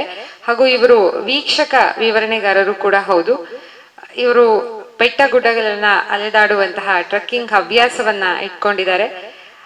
ಶಾಲಾ ಕಾಲೇಜುಗಳ ಅತಿಥಿ ಉಪನ್ಯಾಸಕರಾಗಿಯೂ ಕೂಡ ಕೆಲಸವನ್ನ ನಿರ್ವಹಿಸುತ್ತಿದ್ದಾರೆ. ಇವರು ಕೂಡ ಈ ದಿನ ನಮ್ಮ ಮಾತಿನ ಮನೆಯಲ್ಲಿ ಅತಿಥಿಗಳಾಗಿರುವುದು ನಮ್ಮ ಮತ್ತೊಂದು ಸುಯೋಗ ಅಂತ ಭಾವಿಸ್ತಾ ಅವರು ತಮ್ಮ ಮಾತುಗಳನ್ನಾಡಬೇಕಾಗಿ ವಿನಂತಿಸಿಕೊಳ್ಳುತ್ತಿದ್ದೇನೆ. ಈಗಾಗಲೇ ಡಾಕ್ಟರ್ ಭಾಗೀರಥಿರವರು ಮಾತಿನ ಮನೆಯಲ್ಲಿ ಯೋಗದ ಮಾತಿನಿಂದ ನಮ್ಮನ್ನೆಲ್ಲ ಸಂಮೋಹನ, ಯೋಗ ವಿದ್ಯೆಯಿಂದ ನಮ್ಮನ್ನೆಲ್ಲ ವಶೀಕರಣಗೊಳ್ಕೊಂಡಿದ್ದಾರೆ. ಹಾಗೇನೆ ವೀಕ್ಷಕರು ಸಹ. ಇದು ಒಂದು ರೀತಿಯಲ್ಲಿ ಜೇನುಗೂಡಿಗೆ ಕೈ ಹಾಕಿದ ಹಾಗೆ ತುಂಬ ಡೀಪ್ ಆದಂಥ ನಾಲೆಡ್ಜ್ ಇದು. ನಮ್ಮ ಹಿಂದೂ ಧರ್ಮದಲ್ಲಿ ಶಿವ ಪಾರ್ವತಿಯಿಂದ ಪ್ರಾರಂಭವಾಗಿ ಪತಂಜಲಿಯಿಂದ ಬ್ಯಾಟನನ್ನು ಸ್ಟಾರ್ಟ್ ಮಾಡಿಕೊಂಡು ಅದಾದ ನಂತರ ನಮ್ಮ ಕೃಷ್ಣಮಾಚಾರ್ಯರು, BK ಅಯ್ಯಂಗಾರ್ರವರು, ಅದಾದಮೇಲೆ ನಮಗೆ ರಾಮದೇವ್ರವರು, ನಮ್ಮ ರಾಮಸ್ವಾಮಿ ಅಣ್ಣ ಅವರು SPOSS, ಅದಾದಮೇಲೆ ಡಾಕ್ಟರ್ ಭಾಗೀರಥಿರವರು, ಅದಾದಮೇಲೆ ನಾರಾಯಣ ಸ್ವಾಮಿ ಅಣ್ಣ, ಅದಾದಮೇಲೆ ವೆಂಕಟೇಶ್ ಅಣ್ಣ, ಎಲ್ಲರೂ ಹೀಗೆ ಹೇಳಿದ್ರಲ್ಲ, ಲಕ್ಷ ಲಕ್ಷ ಭಂಗಿಗಳಿತ್ತು ಅಂತನ್ನಾಗೆ ಈಗ ಭಾರತ ದೇಶದಲ್ಲಿ 142 ಕೋಟಿ ಇದ್ದೇವೆ, ಪ್ರಪಂಚದಲ್ಲಿ 800 ಕೋಟಿ ಜನ ಇದ್ದೇವೆ, 200 ದೇಶದ ಜನ ಇದ್ದೇವೆ. ಹಾಗಾಗಿ ಅಷ್ಟು ಭಂಗಿಗಳು, ನಮ್ಮ ಹ್ಯೂಮನ್ ಲೆಕ್ಕದಲ್ಲೇ ಅಷ್ಟು ಭಂಗಿಗಳು ಅಂತ ಹೇಳಿದ ಮೇಲೆ ಸೊ ನಾವೆಲ್ಲ ತಲೆ ಕೆಡಿಸ್ಕೊಳ್ಳೋ ಅವಶ್ಯಕತೆ ಇಲ್ಲ. ಎಲ್ಲರೂ ಯೋಗ ಪುರುಷರೇ, ಎಲ್ಲರೂ ಯೋಗಿಗಳೇ.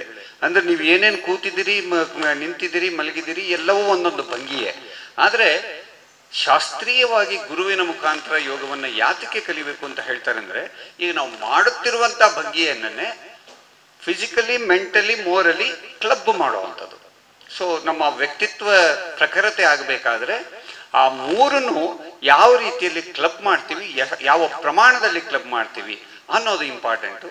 ಆ ರೀತಿಯಲ್ಲಿ ನಮ್ಮ ಪ್ರಾಣವಾಯುವನ್ನು ತೆಗೆದುಕೊಳ್ಳುವಂಥ ವಿಧಾನ, ನಮ್ಮ ಪ್ರಾಣವಾಗಿರುವಂತಹ ಈ ದೇಹದಲ್ಲಿ ಆ 72,000 ನಾಡಿಗಳಿಗೆ ಆ ಪ್ರಾಣವಾಯು ಪ್ರವಹಿಸುವಂತಹ ವಿಧಾನ, ಅದನ್ನು ಯಾವ ರೂಪದಲ್ಲಿ ಉಚ್ಛ್ವಾಸ ನಿಶ್ವಾಸ ಮಾಡುವಂಥ ವಿಧಾನ, ನಮ್ಮ ದೈಹಿಕ ಭಂಗಿಗಳನ್ನು ಮಾಡುವಂಥ ವಿಧಾನ, ಮತ್ತು ಎಕ್ಸರ್ಸೈಸ್ಗೂ ನಮ್ಮ ಯೋಗಕ್ಕೂ ಯಾವ ರೀತಿಯಲ್ಲಿ ನಂಟಿದೆ ಹಾಗೂ ನಂಟಿಲ್ಲ ಅನ್ನುವುದನ್ನು ಸಹ ಸೂಕ್ಷ್ಮವಾದ ಎಳೆಯಲ್ಲಿ ಡಾಕ್ಟರ್ ಭಾಗೀರಥಿಯವರು ನಮ್ಮ ವೀಕ್ಷಕರಿಗೆ ಎಲ್ಲರಿಗೂ ಹೇಳಿದ್ದಾರೆ. ಇನ್ನೂ ಹಲವಾರು ಪ್ರಶ್ನೆಗಳು ಹೇಳ್ತಾ ಇದೆ, ಆದರೆ ಇದು 1 ಗಂಟೆಗೆ ಸೀಮಿತವಾಗಿರೋದ್ರಿಂದ ಯೋಗವಾದಂತಹ ಡಾಕ್ಟರ್ ಭಾಗೀರಥಿ ಮತ್ತು ವೆಂಕಟೇಶ್ ಮತ್ತು ಮಾತಿನ ಮನೆಯ ನಮ್ಮೆಲ್ಲ ಹೃದಯದವರಿಗೆ ತಟ್ಟಿದಂತಹ ಮಾತುಕತೆಗಳನ್ನು ಅವರು ಆಡಿದ್ದಾರೆ. ಇನ್ನೂ ಹಲವಾರು ಸಮಸ್ಯೆಗಳು ನಿಮಗೆ ಇದ್ದಲ್ಲಿ ಹೇಳಿದ್ದಲ್ಲಿ ನಿಮಗೆ ಇಂಡಿವಿಜುವಲ್ ಅವ್ರು ಹೇಳಿದ್ರಲ್ಲ, ವೈಯಕ್ತಿಕವಾಗಿ ಒಬ್ಬನ ಯೋಗದ ಸಮಸ್ಯೆ ಇನ್ನೊಬ್ಬನ ಯೋಗದ ಸಮಸ್ಯೆಗೆ ಇರೋದಿಲ್ಲ. ಹಾಗಾಗಿ ವೈಯಕ್ತಿಕವಾಗಿ ಹಲವಾರು ನಿಮಗೆ ಡೌಟ್ಸ್ಗಳು ಹೇಳ್ತಾ ಇರುತ್ತೆ. ನೀವು ಡಾಕ್ಟರ್ ಭಾಗೀರಥಿಯವ್ರನ್ನ ನೀವು ಭೇಟಿ ಮಾಡ್ಕೋಬೋದು ಅಥವಾ ಅವರನ್ನ ಕಾಂಟ್ಯಾಕ್ಟ್ ಮಾಡ್ಬೋದು. ಅವರು ಇಂಟರ್ನೆಟ್ನಲ್ಲಿ ಆದಷ್ಟು ಹೆಚ್ಚು ಜಗತ್ತಿಗೆ ತಲುಪಿಸೋದಕ್ಕೆ ಪ್ರಯತ್ನ ಪಡ್ತಿದ್ದಾರೆ. So if you can reach her, she is ready to answer. So ಇವತ್ತಿನ ದಿನ ಇಂತಹ ಸುಯೋಗ ನನಗೆ ಸಿಕ್ಕಿದ್ದಕ್ಕಾಗಿ ವೆಂಕಟೇಶ್ ಎಡಗಡೆ ದೂರದರ್ಶನವನ್ನೇ ದೂರದಿಂದ ಅಳೆದು ಅದಾದ ಮೇಲೆ ಮನೆಯಲ್ಲೇ ಇಲ್ಲಿ ಕಟ್ಟಿ ಹಾಕಿರುವಂಥ ಎಲ್ಲ ಕಲಾವಿದರನ್ನ, ಸಹೃದಯರನ್ನ ಇಲ್ಲಿ ಕಟ್ಟಿ ಅವರ ಮಾತನ್ನ ವರಸೆಯನ್ನು ಹೊರತಿರ್ತಂಥ ಮಹಾನ್ ಚೇತನ ಅವರು ವೆಂಕಟೇಶ್ ಅವರು. ಅವರನ್ನು ಎಡಗಡೆ ಇಟ್ಕೊಂಡು ಯೋಗದ ತಪಸ್ವಿಯನ್ನು ಬಲಗಡೆ ಇಟ್ಕೊಂಡು ನಾನು ಮಧ್ಯದಲ್ಲಿ ಸ್ಯಾಂಡ್ವಿಚ್ ಆಗೋವಂಥ ಸುಯೋಗ ಯಾರಿಗೆ ಸಿಗುತ್ತೆ? ಇದು ನನಗೆ ಬಂದಂಥ ಒಂದು ವರ ಅಂತ ತಿಳ್ಕೊಂಡು ಈ ಒಂದು ಕಾರ್ಯಕ್ರಮಕ್ಕೆ ಬಂದ ನನ್ನನ್ನು ಕರೆದಿದ್ದಕ್ಕಾಗಿ ಹಾಗೂ ಅಧ್ಯಕ್ಷರಾಗಿ ವೆಂಕಟೇಶ್ ಅವರು ನನಗೆ ಪ್ರಮೋಟ್ ಮಾಡಿದ್ದಕ್ಕಾಗಿ ವಂದಿಸ್ತಾ ನಿಮಗೆಲ್ಲ ವಂದನೆಯನ್ನು ತಿಳಿಸ್ತೇನೆ. ಜೈ ಹಿಂದ್, ಜೈ ಕರ್ನಾಟಕ.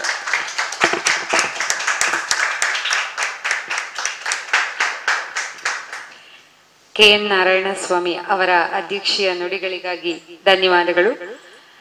ಈ ದಿನ ಮೌನವನ್ನ ಆಲಿಸೋಣ ಆನಂದಿಸೋಣ ಈ ಕಾರ್ಯಕ್ರಮವನ್ನ ನೆರವೇರಿಸಿಕೊಟ್ಟಂತಹ ಗುರುಮಾ ಡಾಕ್ಟರ್ ಭಾಗೀರಥಿ ಕನ್ನಡತಿ ಇವರಿಗೆ ಮಾತಿನ ಮನೆಯ ವತಿಯಿಂದ ಗೌರವ ಸಮರ್ಪಣೆ.